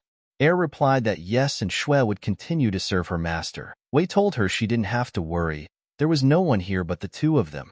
So I'd like to talk to her about something. Air thought at once. No one but the two of them? And what do they need to talk about? Does the master want to offer her the very thing? She would agree to anything with the master. Wei asked her, Peaceful Inn. What did she think of the name? Air at this moment was surprised very much and didn't understand. Chinchio saw Wei and the monk chatting and realized that there was some hidden meaning in the new name. One movie said that the more he hides from someone, the easier it is to find him. No one would think that the ruler of a demonic sect would open a peaceful inn in plain sight. The monk asked Mr. Master that he let them stay at their inn. Wei replied that there was no need to call him master. Let him just call him ownerly. Wei told Shuai to lead the guests to their room.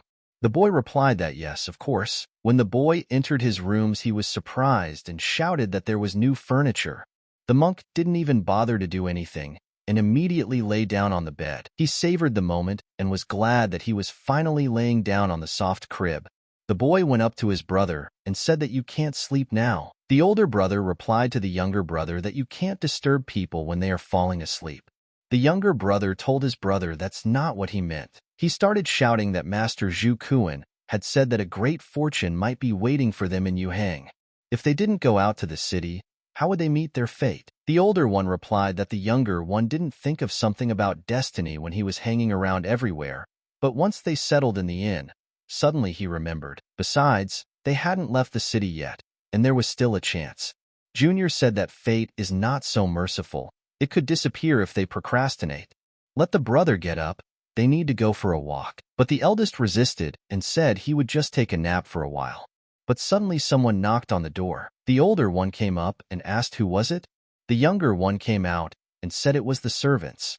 They were brought a basket of fruit and said that it was a gift in honor of the opening of the hotel. The older one told him to remember to thank them. Can he eat first? Just let Big Brother sleep. But he remembered that the master had only said that they should visit Yuhang City. He did not specify exactly what great fortune awaited them here, but he decided he needed a good night's sleep first. It was easier to think with a fresh head, but the younger one kept up with him and immediately started yelling to his older brother. He immediately stood up and asked, What more do you need? The youngest pointed his finger and said, That's what he thought. The older one also looked with his mouth open and realized that this was great luck. An old lady came to the inn and told Wei that after the renovation, his inn looks just like a palace. She thinks there is no other inn like it in the whole Central Plain, and his young apprentice yesterday asked her to bring some flowers so he could decorate the entrance to the inn. How's that for a gift? Wei thanked Hua and said that it reminded him of something. Hua replied that her aunt would come to see the opening tomorrow. She would be there to support him. It pained her to see him being bullied, her boy, but now he was a big shot himself. He can't get used to it, and now that he was the innkeeper, he could take care of not only himself, but also that baby. She was looking after him, too. Wei asked his aunt, Is it about Shuai? Hua replied that they'd better talk about it next time. Annie had a lot of work piled up, too. Wei said he understood and warned her to remember to bring her friends tomorrow. And so the aunts got some fruit. They grew them in their garden. Suddenly a monk came running in unexpectedly and shouted to the master to wait. Wei noticed that these were holy fruits that had been stolen 2 years ago, and now he was running like never before. The monk realized that this was the very fate that awaited them in Yuhang. But why did the holy fruits end up in such a place? The monk came over and said he apologized to them in advance and immediately removed the towel from the basket. The monk asked the master, Where did he get these fruits from? Wei was surprised and asked him, Did he mean the sugar apple? The monk felt very bad at this point and was surprised at the master's answer. He could not believe that they had grown such apples. Wei set out to prove to him that all his words were true. Bringing him to the garden, the monk realized that these were indeed planted holy fruits, and there are still so many of them. Wei said that these fruits were picked by his student. Shuai liked them, so he decided to plant a couple. Wei turned around and saw that monk was crying. He even wondered why he was crying. The monk said that Master Zhu Kuan had made it clear to them that the holy fruits were very valuable. The monk knew that the holy fruit tree of their temple was balder than his head, and it hadn't borne fruit in over a decade. 2 years ago, they somehow miraculously managed to grow a few fruits, but they were stolen, not even too ripe. He never thought he would see such a picture in this life. They are so noble. He had a feeling that if he looked at them long enough, he might go blind. Wei told him to stop crying. Is this fruit really that delicious? He can take a couple of them with him. It'll also help promote the inn. The monk said he was puzzled about something. Why are their holy fruit trees so fruitful and growing well? There is one such tree in their temple too, but not even close to his. Wei asked, where is his temple located? What is the climate there? The monk replied that their temple was at the top of Mount Lin, and because of their formation, there was always a spring climate there. Wei said that's the problem. A sugar apple is a tropical fruit. Naturally, it won't grow normally under these conditions. He realized that he had worked hard to reproduce a tropical climate in the garden. Of the garden. Wei said that trees won't grow faster just because they want it badly. First, you have to prepare the conditions that are perfect for the tree, and they want to grow. Monk thought immediately, how does one grow a tropical fruit? A sugar apple? But he remembered that every plant had certain environmental conditions that would suit her. They always thought they were taking the best care of the tree of holy fruit, and it turned out that they were not giving it what it needed. And suddenly enlightenment came to him. He did not hold back his tears and cried immediately in front of the master. A guy from the Lingjian sect named Lu Runjia said that this hotel looks good, but why is it still closed? The girl said that's right. Since it's a hotel, it should be open all the time. Why are they making Lu's brother and her wait so long? Wu Jin stepped in front of them and asked, do they wish to stay at their inn? He apologizes, of course, but she won't open until tomorrow. The girl replies that here is the owner finally showing himself. She had already gotten to thinking that some dead man owned the inn. Why did he make them wait so long? Did he even realize who they were? The girl asked the guy. He's just a shitty hotel owner. Who does he think he is anyway? Wu Jin replied that he was 25th on the kill list and moved up in the rankings after Wei won the tournament. He realized that he was no longer the same person he used to be. Wu Jin asked them, are they looking for a fight? Why don't she ask who he is herself for starters?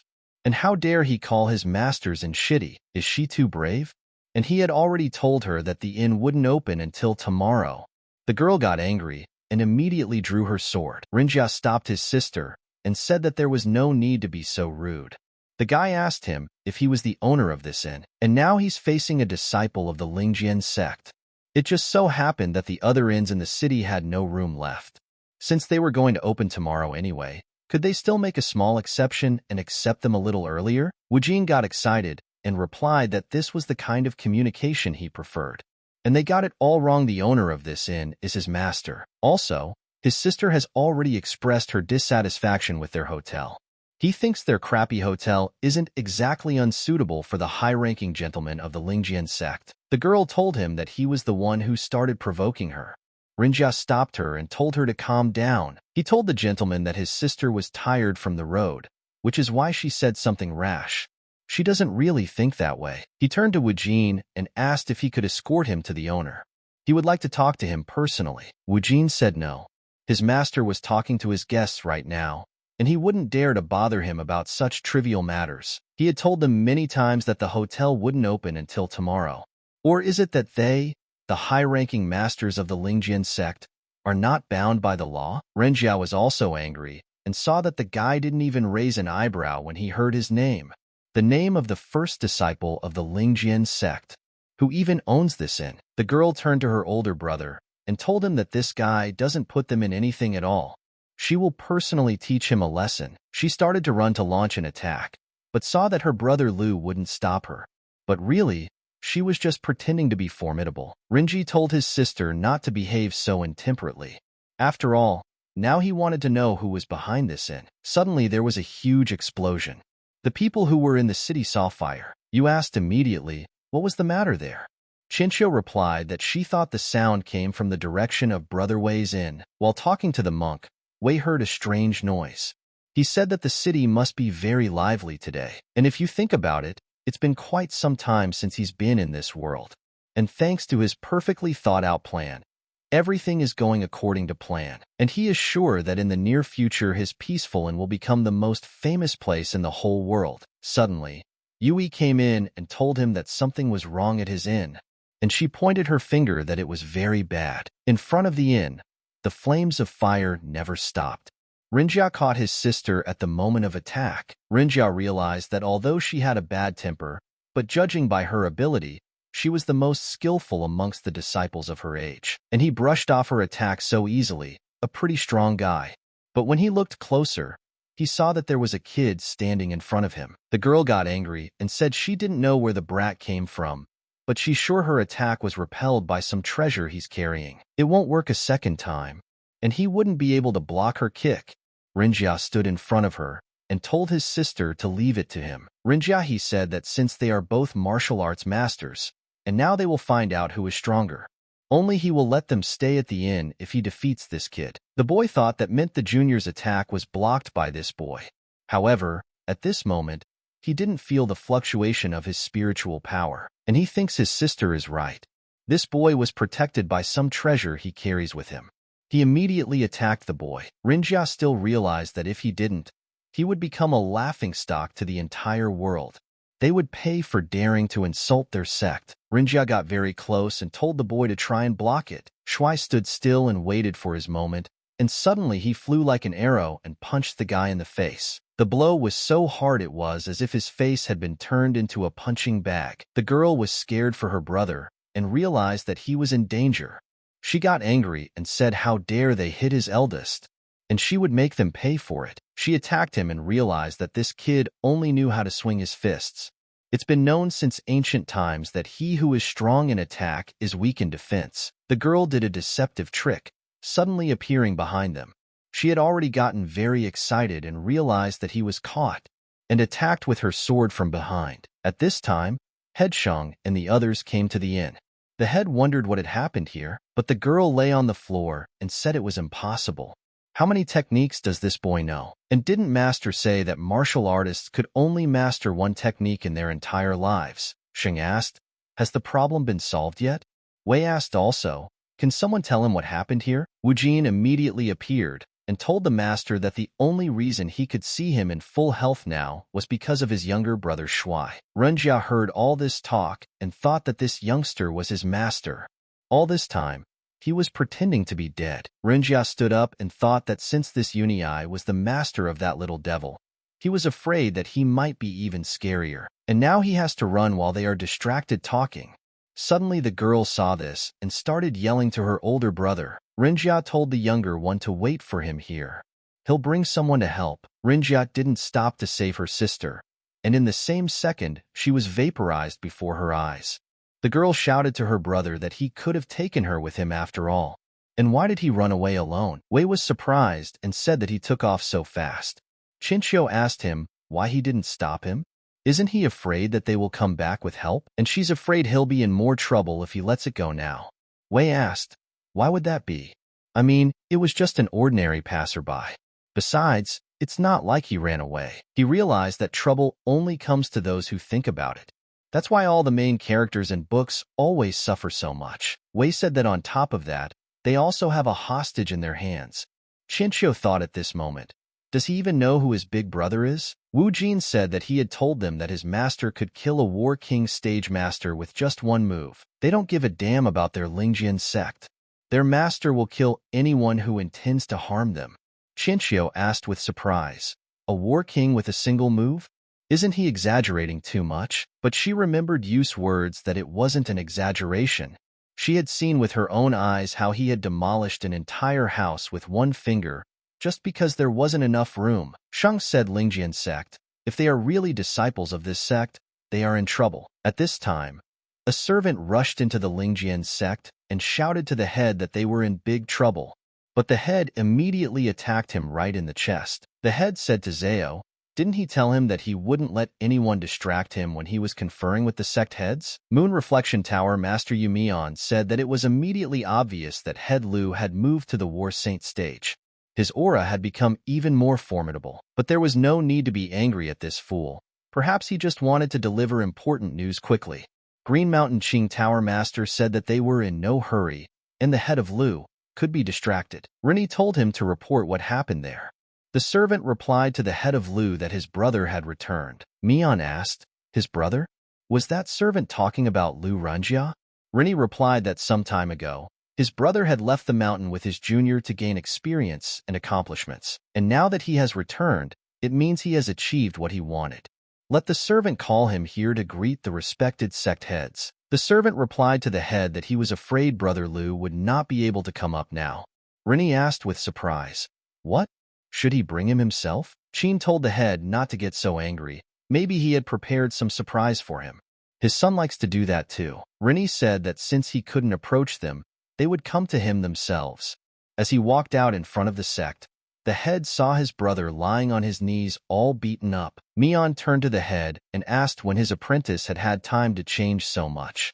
It had only been a couple months since they had seen him. Rini asked him what had happened to him, and where was his little sister.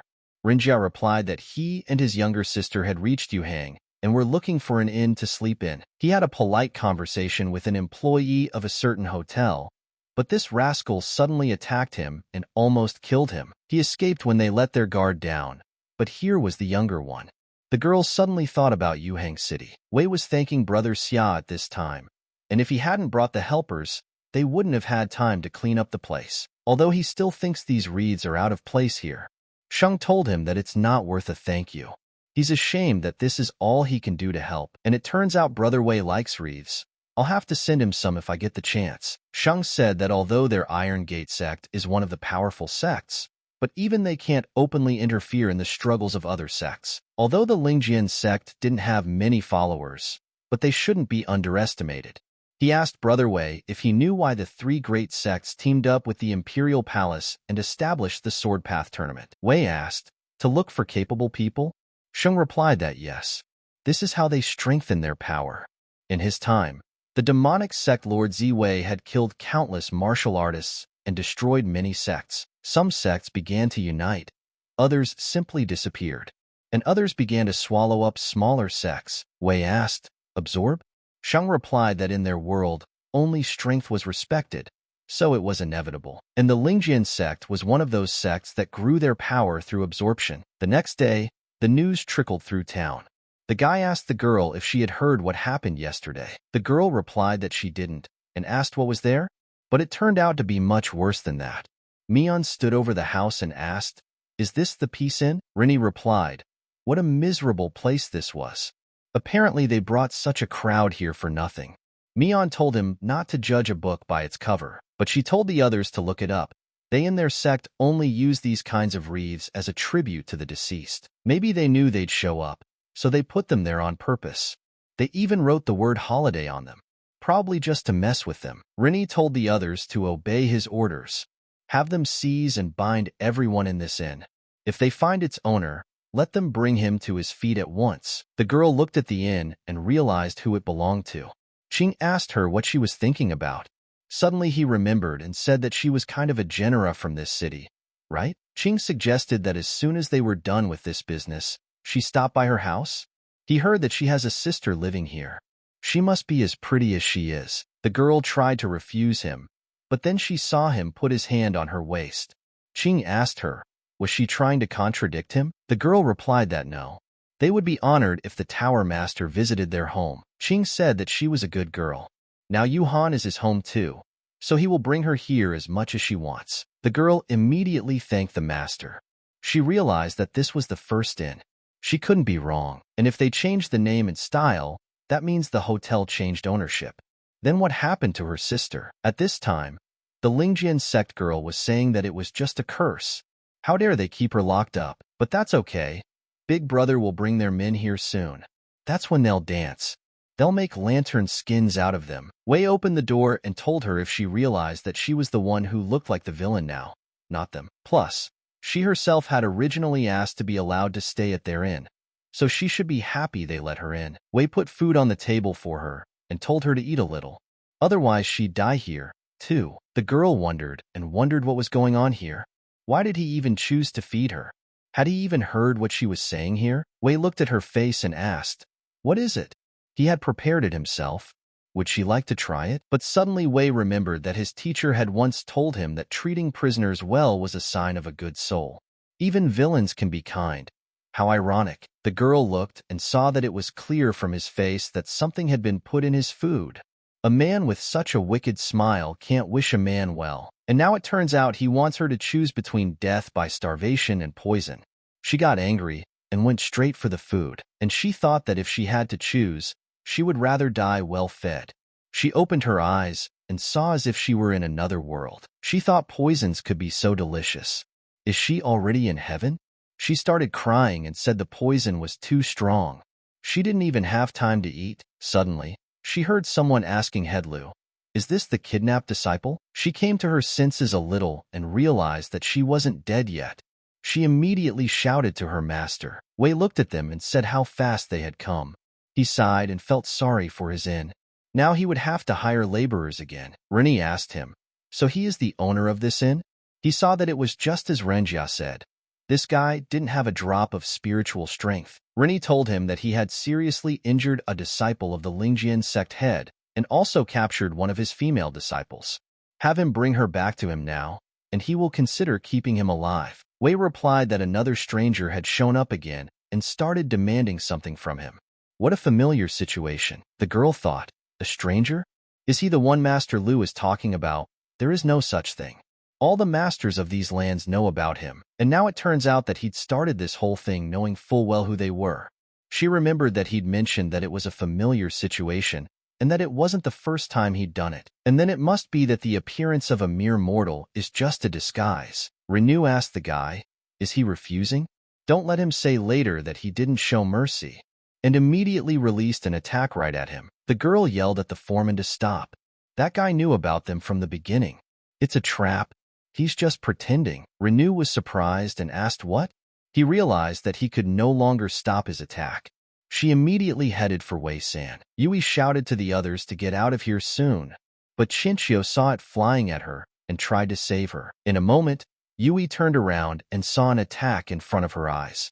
But managed to come running and stood in front of her and used her sword to repel it. Yui turned around and saw the girl she was looking for earlier, and all the sects were also following her. Earlier had asked the master, would it definitely work? Wei replied that of course, she could trust him. He was a pro at it, and told her to remember one legendary rule. If she's wearing a mask, no one will ever recognize her. But things turned out differently. Wei told the enemies that they not only destroyed his inn, but also attacked the Iron Gate sect members and civilians. And it turns out, this is what the true face of the Lingjian sect is like.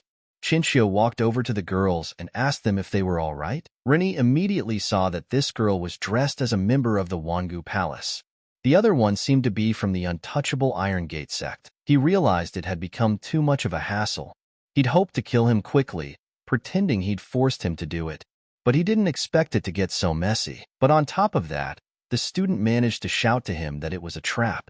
Did this guy set this up on purpose? Mion looked at all this and said that the place was busier than she expected. And what is the guardian of the Iron Gate sect and the Wangu Palace saint doing here? Also here they have a rich fool, a mediocre fool, and a suspicious boy. She pretended not to know and asked, are these by any chance the same guys who won in this year's Sword Path tournament? She had heard that Arena A was the ultimate massacre this time. It was said that one of the disciples of the famous Wangu Palace had been injured there and still hadn't recovered. She couldn't believe even now that this trio was able to take away the first place from a whole bunch of War King stage masters. The people standing nearby asked what she had just said.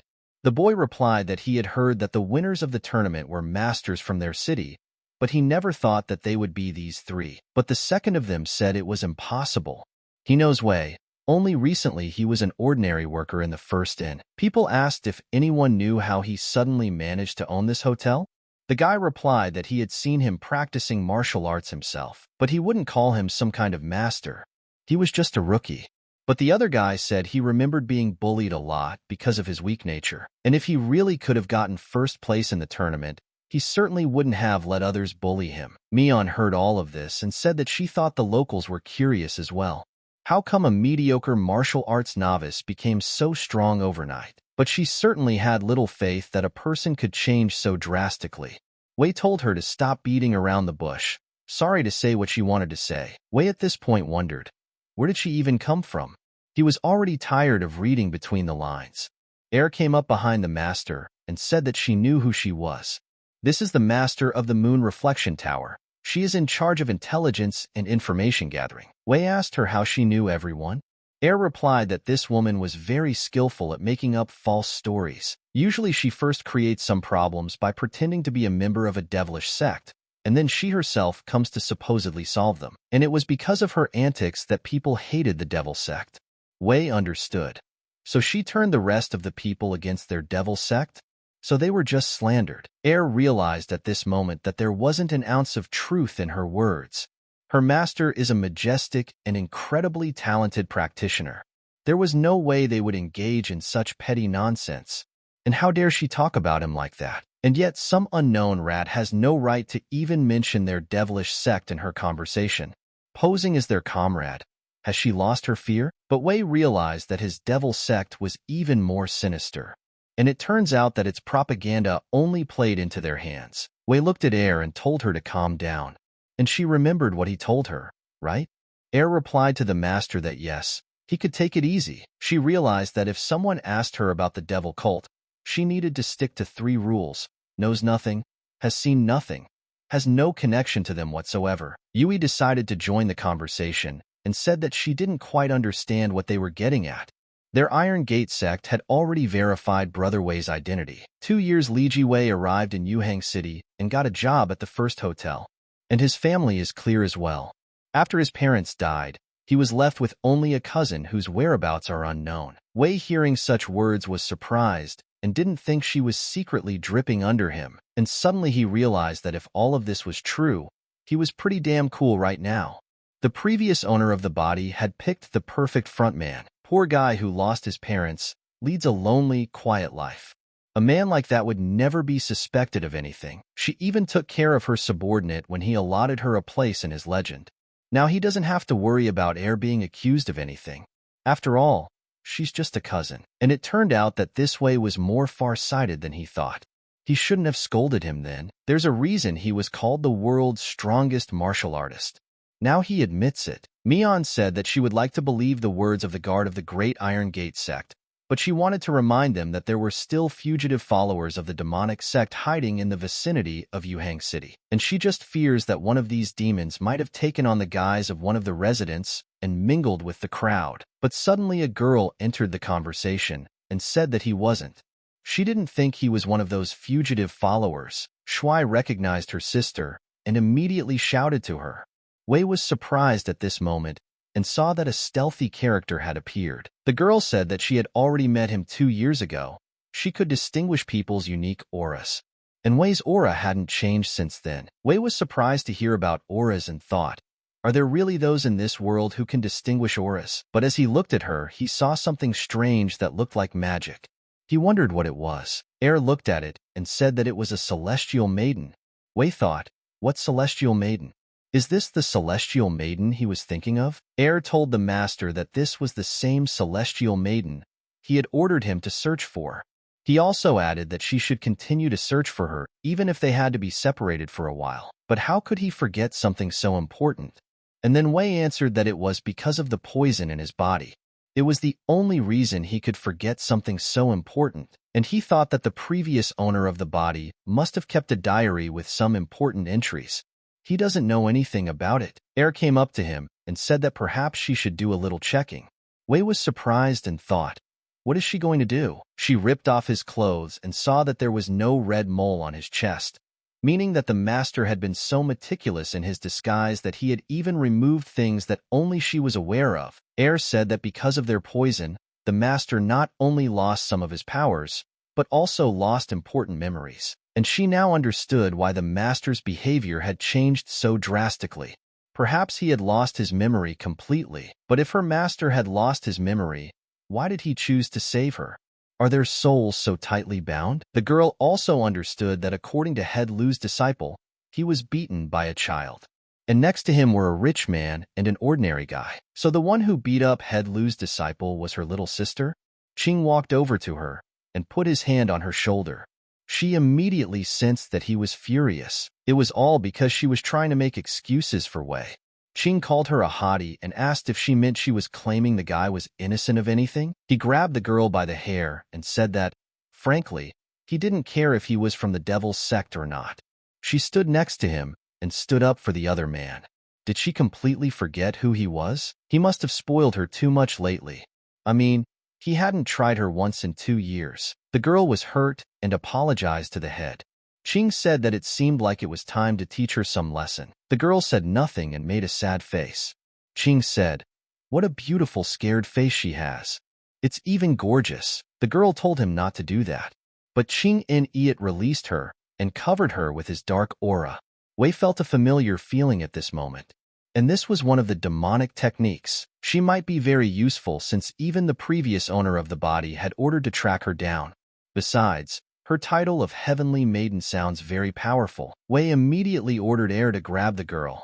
Air didn't play with him for long and chopped his arm. Mian also said that they were being attacked. She immediately released her claws to fight. Air caught the girl and protected her from the enemy. But in a moment she saw the second enemy attacking her, and leaving her on the ground told her to stay out of the way. Shui ran up to her sister and started to examine her. The girl replied not to worry. She was fine. The girl stood in front of Wei and asked, "This girl is his comrade, right? He should help her. She wouldn't be able to handle 3 opponents at once." Yui stood by her side at this moment and said, "Such strength, it just can't be described in words." But then she realized that her father was right when he said she was too immature for the outside world. But Air did not stay back and continued to fight alone against the enemies. But she saw one of them lying on the ground with a severed arm. Yui saw that this girl was effortlessly fighting 3 powerful masters at once. She also managed to seriously injure one of them, and that's why her father told her not to get involved if something serious started. And if she got involved now, she'd only get in the way. In a moment, Mian picked up the moment and said that this girl was trapped. Air didn't have time to dodge and was injured. Once down on the ground, she calmed down and was slightly wounded. The scars from the battle still remained on her face. You looked at her without her mask and said that it was Hong Xiu, one of the escaped followers of the demonic sect. And now it turns out that way, although from the outside their protagonist looked very calm. But he was actually panicking, and Wei thought that now they would 100% burn him. You turned to Wei's brother and said that he was with this girl. Ryuni started laughing and asked the Iron Gate sect's guardian. Was she now convinced that they were right? They had only pretended to be ordinary do-gooders from the beginning. They're followers of a demonic sect. Then why doesn't she grab those 2 herself? Or does she mean to say that their Iron Gate sect is conspiring with a demonic sect? You asked him, "What kind of nonsense is this? Let him stop slandering their Iron Gate sect. They were the ones who directly fought the demonic sect. Why would they collude with them? Besides, she herself would like to capture this criminal right now, but she's afraid. She doesn't have the strength to do it." And her father went to the heads of the 3 major sects this morning. Why did he leave today? Wei started laughing and asked who was it that they called a follower of the demonic sect? And he remembered that the villain's manual stated that one must continue to deny being a villain until the very end. Wei said that they themselves knew that a demonic sect follower could be identified at a glance. He asked Madame Xia, couldn't she see his demonic aura herself? Wei released an aura at this moment. Yu asked, "What demonic aura?" Air suddenly turned to the master. Air said that she didn't know what demonic aura he was talking about, but he had once told her that his techniques were not subject to the law of this world. And he also added that since they didn't obey the laws of their world, the local people wouldn't be able to see his true aura. Even though this man reeked of something demonic, she had never seen him among the ranks of a demonic sect. He's definitely not one of them, and he may have somehow managed to steal his technique, but as expected, he couldn't master it properly. At this time, a servant came up to Qing and addressed him. But Qing was in a lot of pain and asked, "How dare she cut off her hand?" Air turned to the master again. Wei said that it turns out that only he and the readers can see that dark red thing. He thought everyone else could see it too, but they saw the Tathagata's palm technique somehow. Or does she mean to say that the Buddha techniques belong to this world, but the demonic ones do not? Has this world gone crazy or what? Wei thought. But to others, a battle with the strongest martial arts master of the demonic sect would look like an ordinary theatrical production without any special effects. Wei realized that he had already been reborn as the strongest martial artist, but he had also been given the ability to see demonic auras. But why is it that at the most crucial moment things always don't go the way he wanted them to? But suddenly something occurred to him. He thought, Didn't the celestial maiden say that she could see aura? But in reality, the maiden can't see anything either. And now he'll have to say goodbye to a quiet life. Even though he can't use his full strength because of Wangu's poison. But he thinks even 20 will be enough to get out of this trap. He'll just bring Shuai and his beautiful sister with him and find some other place to start over. Wei calmed down and said enough of these games. And opening his hands, he decided he was ready to confess. Suddenly, someone in the back said for everyone to look. He really is from the demonic sect. Wei turned around and asked why she was yelling. Couldn't she wait for him to introduce himself? But Chinchio simply told Wei that she was behind him. Wei immediately felt some kind of aura felt behind him. Qing looked at them and said that they were all vile and stupid people. He asked how dare she take away his hand? Wei was very happy when he saw this, because it was a very pleasant turn of events for him. He immediately changed his mind about confessing. Renew looked at the other head and realized he was mad. And here he was a real idiot. Renew decided to act differently and attacked Qin from behind so he wouldn't give the others away. The people standing in that place started to panic and shouted that it was indeed a demonic sect follower. Asked the master, "What will they do?" The Lingjian sect is considered righteous, so for the sake of their head's reputation, they will do everything they can to kill this idiot and prove their non-involvement. Wei laughed and replied that he felt like their head understood what was going on here. If they let him kill this madman so easily, they would let the opportunity to take advantage of it pass. Wei told to remember that from now on, they were righteous people who had volunteered to destroy the remaining followers of the demonic sect. The chapter met with the old man of the other sect. The old man said that he didn't think Shang had already met Brother Wei at the Sword Path tournament. It was like finding a needle in a haystack. He didn't expect it. In fact, he was wondering how he would find this guy after the tournament was over. The old man asked Head Shang, "Is he saying that Brother Wei has opened his own inn?" It turns out that he wants to continue his journey alone. The old man sighed and said he knew it. Now I can see why he refused his offer. Shang said that he thinks Brother Wei just doesn't want anyone to restrict his freedom. He respects him for taking his own path and opening a beautiful inn. The old man said that yes, having one's own way was certainly a good thing. But being such a master, he would sooner or later become someone else's target. It hasn't been long since he won the tournament, and already the Lingjian sect has shown up. He himself knows that the most important thing in Jianghu is to have allies. Sheng said that if they are talking about Brother Wei, he would rather choose to become someone else's target than be confined within the four walls of some sect. He believes that if the old man is strong enough, there is no need for allies. The old man replied that it didn't matter, he was already here anyway. Isn't this the inn that Head Shang was talking about? Shang replied that yes, the Lingjian sect had brought quite a few followers. But opening his eyes, he saw that there was a battle going on. All the guys were fighting the enemies and trying to kill the demonic sect follower.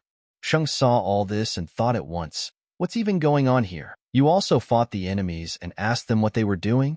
They're civilians.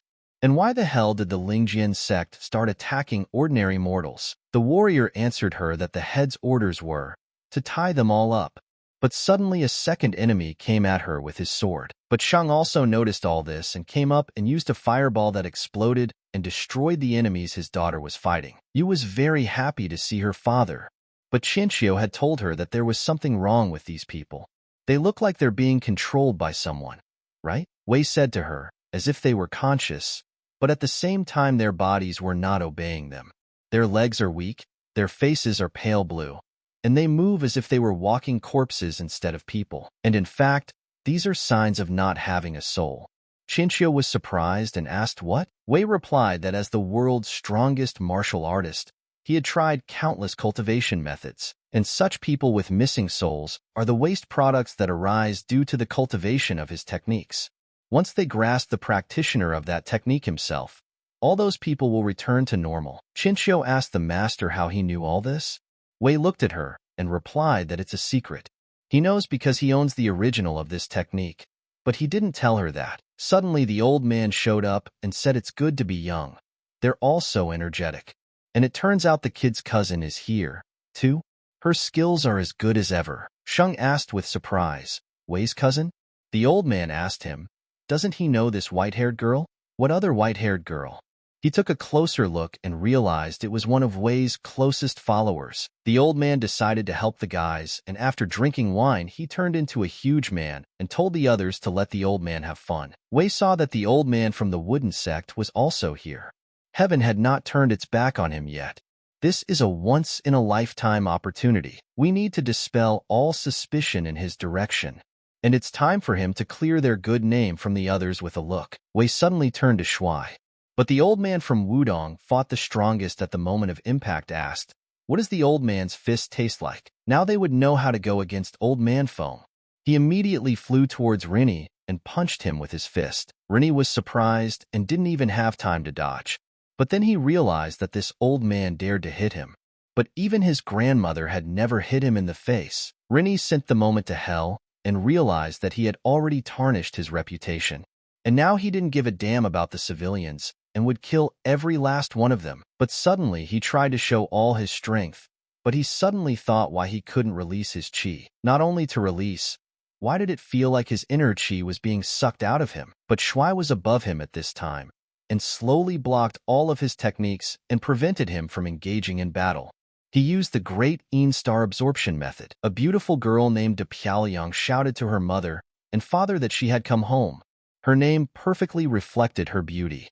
She was so beautiful that she could be called the main character from the pages of a book. Suddenly passers-by were already saying that she was poor, and what would happen to their daughters now?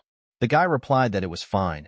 Old man Zhao would definitely take care of them since their parents had worked for him for so many years. Old man Zhao had already made arrangements at this time and told the Lord that here she came. Isn't his daughter beautiful? He is sure that she will be to his liking. The gentleman replied that she was indeed graceful and beautiful. He surprised him very much. Pyongyang asked Uncle Zhao at once, where are her mother and father? After a month, she was used to being sold to a widely placed man. In the evening, a servant came to them and told the master that here was his tea. The master tasted it and said it didn't taste good today. Is she new? The servant replied that she had never made such teas before and apologized to the master. Master told her that he wouldn't scold her for it. Let her not be afraid.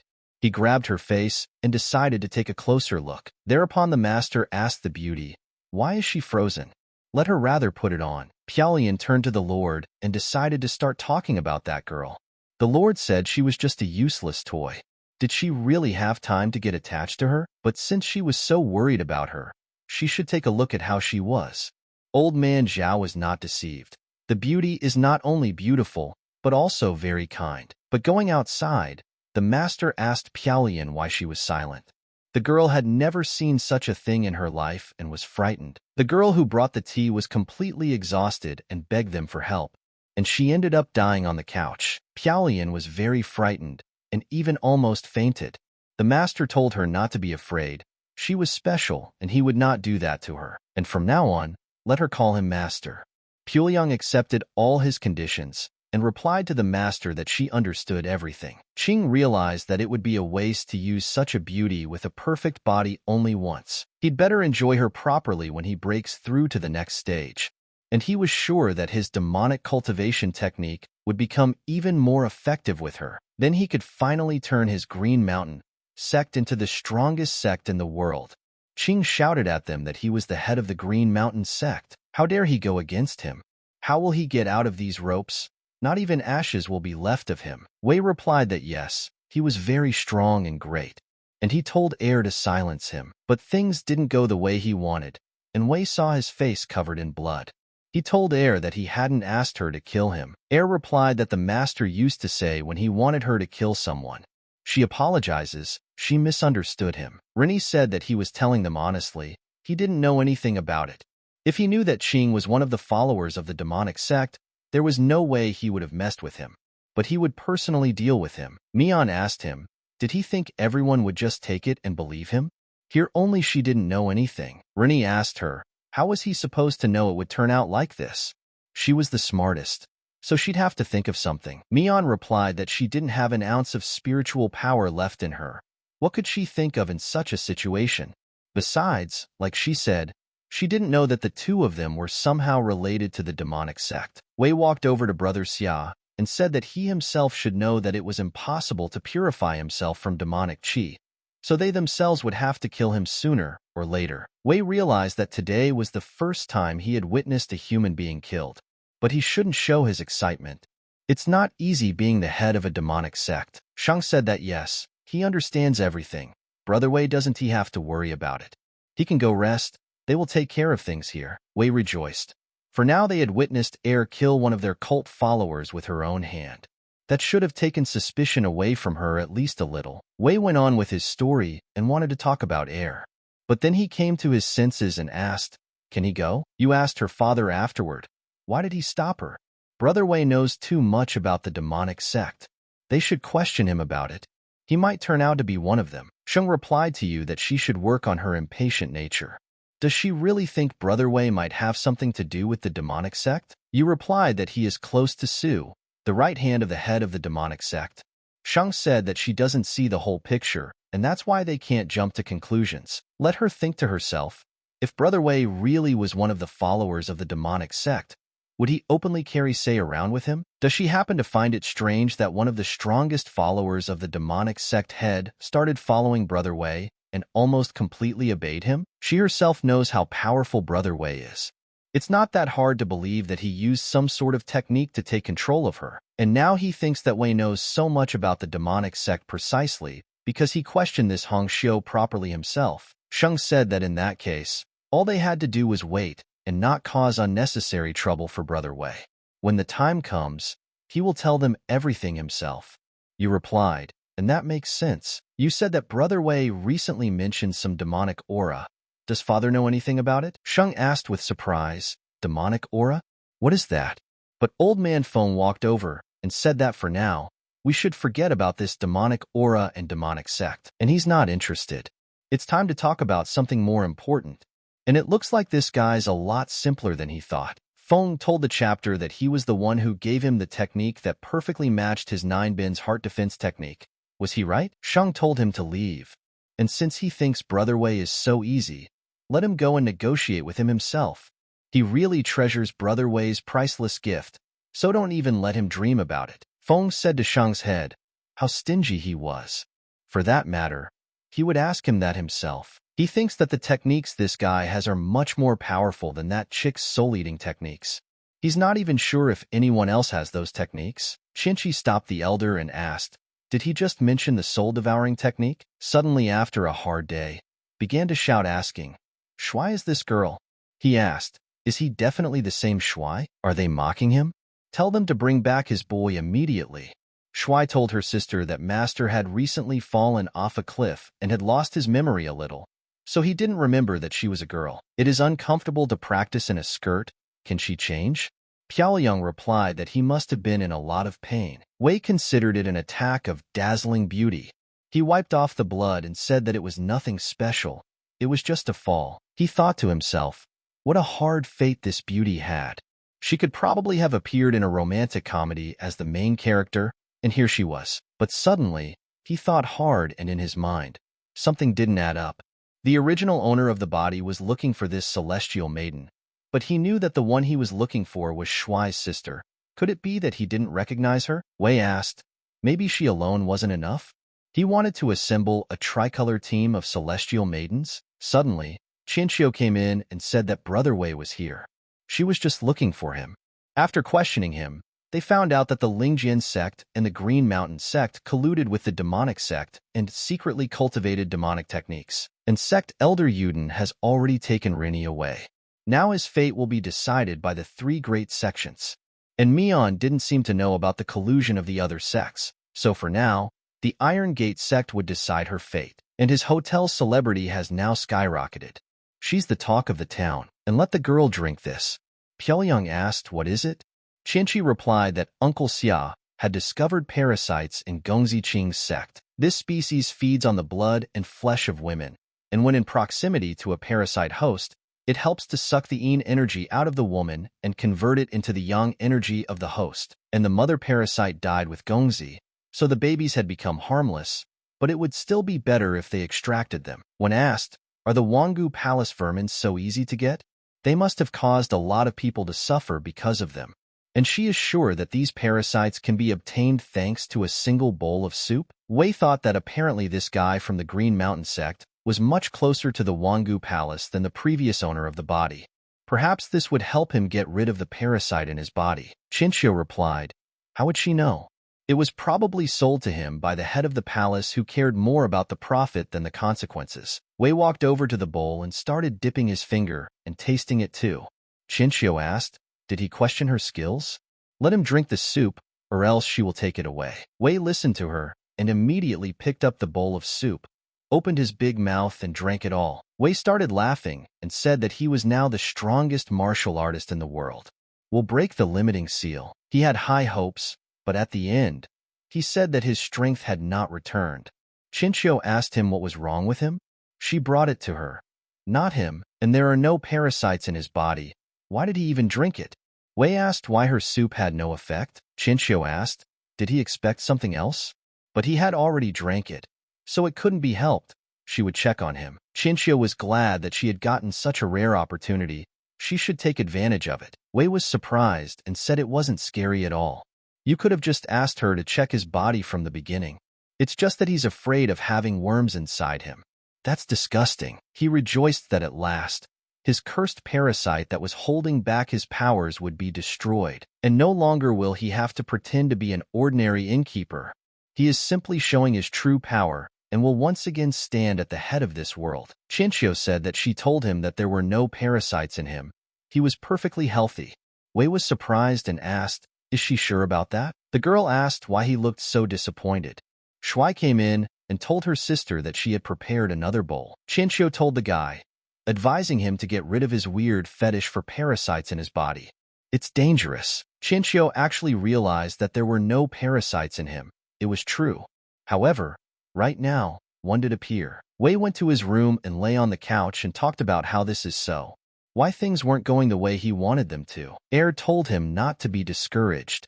He's too majestic to get discouraged over such a trifle. Wei asked, how can he not be discouraged when the holy maiden of Wangu Palace says that there is not a single parasite in his body? And if there were no parasites in his body, then why couldn't he use his powers? Maybe there was never any seal of restraint. Maybe he just misunderstood. Air had told the master that his power was practically immense. How could some common parasite seal it? The fact that even the holy maiden of the Wangu Palace couldn't detect it meant that this matter wasn't as simple as it seemed. Wei replied, that's exactly right. She is absolutely right. Wei said that since even the holy maiden couldn't, he would have to find a way to get close to the head of the Wangu Palace. He thought that since the holy maiden couldn't detect it, then this parasite was really unusual. They used the strongest parasite against the strongest master. Chinchio went to a secluded place and used her bug to talk about what Wei was talking about there. She realizes that it's not nice to peek like this, but it's all for the sake of following the head's orders. Air told the master that she understood him and let him wait a moment. Wei replied yes, let him hurry up. Chinchio thought that if the Wooding sect elder's words were to be believed, Meng Qinyu had attacked Li Wei first, and when Li Wei stopped resisting, Meng Qinyu's soul-devouring technique turned against her herself. This guy is, of course, incredibly tough. Not only did he defeat Qingyu with her own technique, but he was also able to somehow subdue the demon sect head's right hand. Suddenly, Chinchio saw that someone had disappeared and asked, where did that white-haired girl go? And what is Wei doing there? Wei at this time picked up the plaque and said that was right. The world's strongest master should have his own symbol. From now on, this talisman would testify that the person was from him, Li Ziwei. But the beetle standing next to it said, what an ugly talisman it was. Air suddenly walked in and told Master that she was back, and immediately asked, is this the demonic sect's talisman? Wei replied that they could no longer use the demonic sect's talisman, so he tweaked it a bit. Let her remember that from now on, this talisman will be called the Talisman of Wei's Sacred Flame. Air took it and said that she understood. She immediately saw that her master was attentive. The character Wei, after all, not only meant the master's nickname, but also alluded to the great first demon lord. And her master is so wise that he put a double meaning into the name of this talisman. Air told the master that she had brought what he had asked for. Would that be enough? She asked. Wei took the papers and replied that it would. And now that their hotel has gained fame, popularizing their teachings is on the agenda. Wei opened the papers and said he would try to sketch a couple. And what was the point of learning techniques with no apparent special effects when the rest of the world was demonstrating such flashy and cool techniques? He started writing and saying it was better. His techniques would not only be powerful, but they would look grand. He turned to the past owner of the body in the process and said that he knew his techniques were the strongest in the world, but he should realize that cool effects are also very important. So he wouldn't need his techniques for now. Chinchio was watching and said that so fast. But what is he doing there? The girl said to take a closer look, and slowly ordered the beetle to get on the paper and show me. Chinchio saw it and started asking, "What is this even? Is this some kind of technique? Some kind of martial art that can only be practiced by pumped-up men with a bare torso?" But at that moment, it ended before her eyes. Wei saw the bug and finished it off with his huge hands. Chinchio saw the same thing and thought she had been exposed. Wei asked Er what was wrong. Er replied to the master that he was working so hard. His shoulders must be completely slack. Could she massage them for him? Wei immediately agreed. Er told the master that the head of Wangu Palace has a very mysterious personality. They don't have much information about her.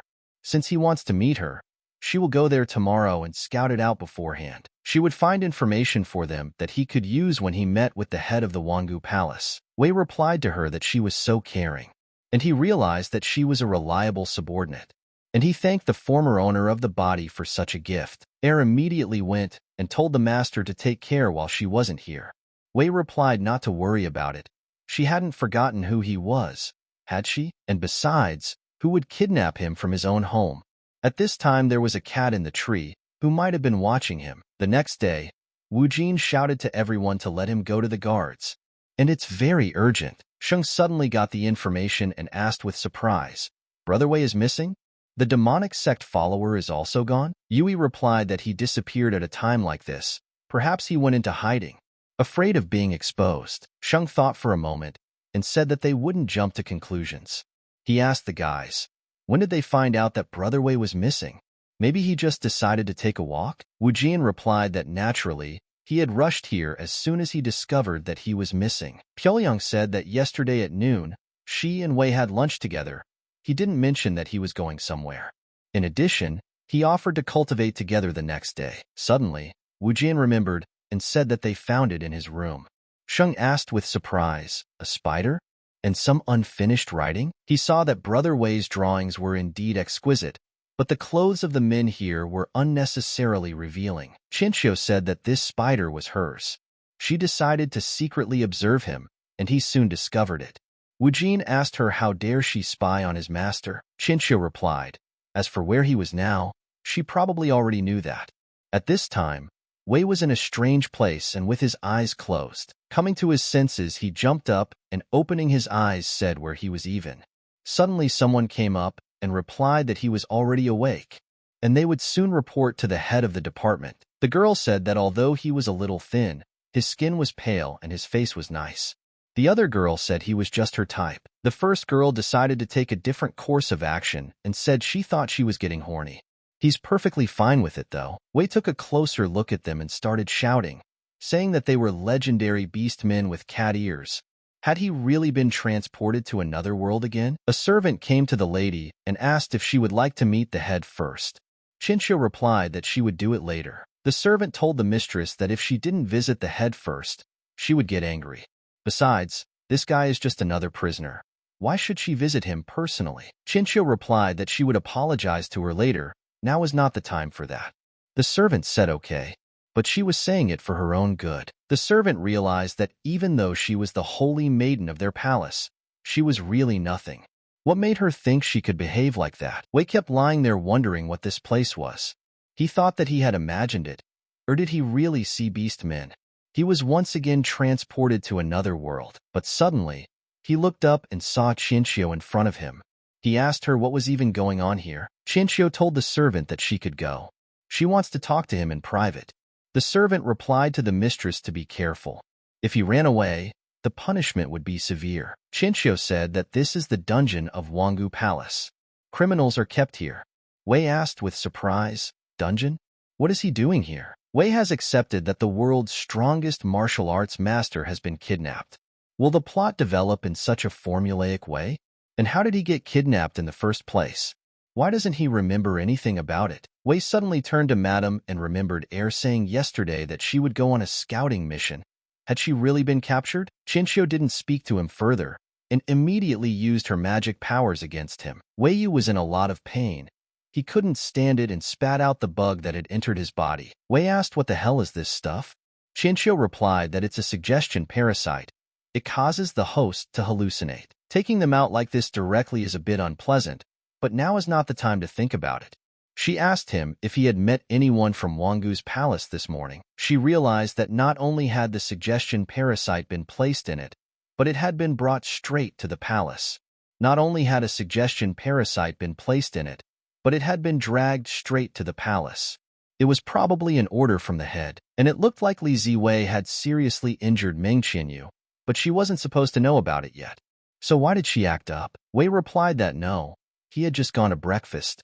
He now realized that they had slipped a parasite into him, and he hadn't even noticed it.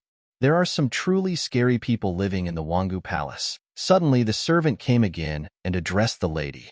She said that the head wished to see this fellow. The head met with her and asked Chinchio why she didn't stop by after her return. She had only been out of the palace for a few days and thought that she was allowed to run amok. Wei suddenly looked over and saw that this cat looked familiar to him. Wei started screaming and said he remembered. This particular cat jumped on his windowsill today, and he decided to pet it. Wei asked her how dare she take advantage of his love of kitties.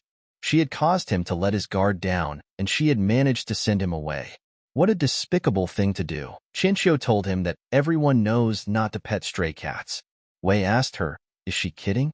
How can you resist these cute creatures? They're just begging to be petted." Chinchio asked Madame, why did she suddenly decide to invite Wei here? He is a good friend of the Iron Gate sect. Uncle Xia is already looking for him. The head replied to her that she was the one asking the questions here. Did she forget what she was ordered to do? Chinchio said that of course she hadn't forgotten. Chinchio suddenly came to her senses and asked the head, was she really following her? The head replied that since she was supposed to be watching this guy, why wouldn't she be watching him? Wei asked her if she was really spying on him. Chinchio replied to let her explain. The head said that apparently there was really something about him, since he was able to fool Chinchio, so much that she even dared to disobey her order. And she's even heard he's pretty strong. But that won't save him in any way. Does he see that even the god himself would have to pay for harming a disciple of the Wangu Palace? Wei thought and said he warned. The last person who had threatened him with retribution for harming his student like this was now imprisoned in a dungeon. The head said, amused. He has the nerve to put her on par with this fool. And then the conversation is over. The head, walking away, thought, why all this trouble? Power or being high-ranked wouldn't be able to save him from the memory reading technique. Why complicate things when you can look directly? Wei asked her, so why resort to such a drastic method right away? Couldn't they talk first? The head realized that if there was truly something special about him, she would subdue him and he would become part of the power of the Wangu Palace. And if not, he would simply dissolve it into a healing pill and give it to Chinyu as revenge for her injury. She hadn't really expected it to go so smoothly. Good. Now she would see what his secret was. In a moment she opened her eyes and saw that she was on the edge. She was very frightened and did not realize what it was, but then she realized she was on an attraction. She immediately asked what was even going on here. The head thought at that moment, what is this? She had never seen outfits like this before. Where is she even located? Suddenly the merry-go-round began to creak. She immediately began to panic and asked what was that sound? Where are they moving to? The chapter had different feelings and thought it was some new torture tool. People said it was fun, and they decided to go again. The chapter was surprised that they were having fun and thought, what was fun about it? This thing had nothing to do with the word fun. People were saying they needed to ride somewhere else. The head was surprised, and she felt her body move the way it had in his memories. Soon she was back on the rides, and she didn't understand why her body wasn't obeying her. But it was worse than that, because she began to vomit. The head eventually said that she couldn't anymore. If she falls from here, she will definitely die, and she can't go on. She thought that if she forcibly squandered his memories, she might get the side effects of his technique right away. But if she stayed here, she would definitely die. But she didn't hold back long and ordered that there was a rewind. She got to another place and asked, "What the hell is that? And everybody's dressed so weird." But suddenly one of the singers was telling all the people to have a blast at the Halloween party. The head thought, "Is this really the heavenly palace of the second heaven from the legends?" Suddenly, someone placed a hand on her shoulder and said hello to her. The strange man turned to her and asked if she could take a picture of them. The head was greatly surprised at such a moment. The servants in the real world gathered around her and asked the head what had happened to her. The servant said to hurry up and call someone. The head fainted. She went up to Wei and asked what he had done to their head. Wei sensed that this was another setup. It's not like he didn't do anything. Chinchio looked at the head and saw that she had fainted. Wei told the elder that he didn't do anything. Chinchio was wondering at this time, what was it that the head had seen? The servants sent him back behind bars. Wei asked what was wrong with him. They had seen for themselves that he was sitting tied up. How could he do anything to her? In fact, she attacked him. He didn't even move. The servant told him not to think, that they were so stupid. They had already heard that he also supposedly did nothing when he ran into Miss Chinyu. However, she is now in a serious condition. She doesn't know what trick he pulled, but if anything happens to their head, she'll immediately drop him into the worm cave. Wei asked her, what was wrong with her logic? If he was able to wound even his head, why was she so sure that he would be restrained by these iron bars? Wei is still counting on the saint to get that rotten parasite out of him. If she doesn't, he'll never be able to awaken his powers. Wei turned to the holy maiden and told her to at least tell them. He didn't do anything to their head. She saw it all herself. He doesn't know what's wrong with her either. Chinchio apologized and replied that there was nothing else she could do to help him. Wei asked why. She is their holy maiden after all. Chinchio asked him, can't he see it himself? Her status as a holy maiden is just an empty sound to them. The head just pushes her around as he wants. She has absolutely no interest in her opinion. Wei asked, does this thing she gave him even work? Chinchio replied that no, it was useless. Wei said, which meant that all this time she was just pretending. And then he started to get angry and thought, what should he do now? Wei calmed down and realized he couldn't do anything anyway, so he would just go to sleep and hope that Air still managed to get him out of here in time. But at this very moment, Air was busy with her mission. The elder immediately shouted to the servants to bring the healer quickly, and she would light the incense. And now Air thought it was all part of her master's plan. She thought her master was stronger now than ever before. Air remembered that in the past, even a master wouldn't have dared to go against the head of the Wangu Palace so directly. But now the master had not only come face to face with this woman, but had severely wounded her without much effort. She suddenly walked into the head's room at night. She thought that this insolent wretch had dared to attack her master. She wanted to slaughter her right here. But since the master didn't kill her right away, she could still be useful to him. He'll leave it at that for now, and this case is related to the poisonous creature inside the master's body, so she can't let him down. She started looking for clues and picked up an ordinary book. She started throwing everything in different directions and thought, why are there only novels here?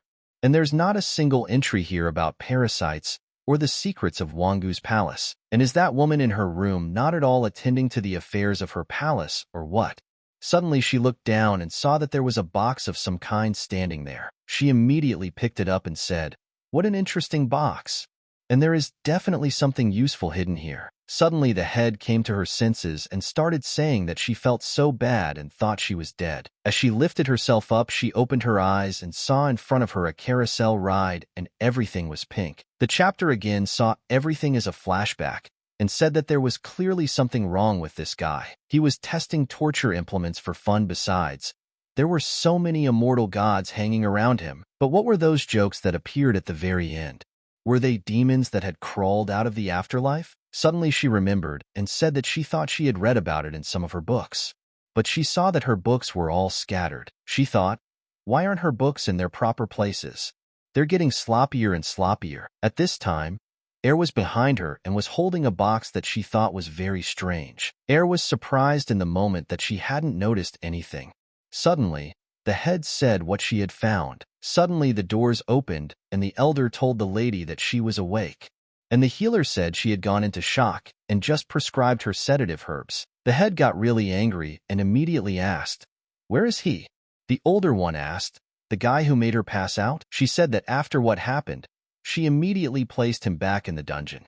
The head was surprised and asked what, and immediately ordered her to let him out of there quickly and receive him as a distinguished guest.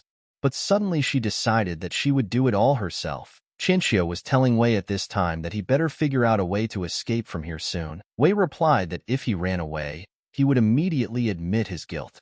Besides, she already knows where he lives, so it's useless to run away. Chinchio asked him, "Can't he just move somewhere else? Doesn't he know what kind of head has a bad temper? She is not going to deal with whether he is at fault or not, and when she wakes up, she might actually throw him into the cave of worms." Wei said, "How cruel," but Wei was confident in his strength, so they would see who would eat who in this cave. Suddenly, they heard the elder yelling at the lady not to run. She had just woken up. An hour later, they were already seated at the table, and Wei said that he had told him it was all just a misunderstanding. The head replied that yes, and she apologizes for making this whole mess. Wei asked her how her student was doing. He was still guilty of not clarifying who she was to begin with. The head replied that you shouldn't say that. It was a tournament after all. What was the point of going to a tournament if everyone would succumb to him knowing where he was coming from? Chinchio heard all this and thought, "What's going on here?" The head turned to her and asked why she was still here. Let her not interfere with her and owner Lee's conversation. Chinchio walked out of the room and didn't understand what had just happened. And she thought, how did everything come to this? The head was very kind to owner Lee and told him to try the delicious tea and even poured it herself. Wei told the chapter that she didn't need to be so polite to him and was surprised that she had changed so drastically in her behavior that he was even a little scared. The head also thought hard and hoped he didn't hold a grudge against her for what he had done. But if the book description is to be believed, this man is one of the immortals of the legendary Heavenly Palace. If he is still angry, then she and the entire Wangu Palace will be the end. Suddenly, while pouring tea, she became very frightened and spilled some on the table. She started to bow and say that her behavior was unacceptable and asked him to forgive her. The head said directly that she already knew who he was. Besides, Chinchio had already told her that he was a very capable master, and if he wishes to punish her, so be it. Wangu Palace will do anything to make it up to him. Wei asked her with surprise, "Does she know who he is?" He thought at once, did she really realize that he is the lord of the demonic sect? Or does she just want to poison him once again?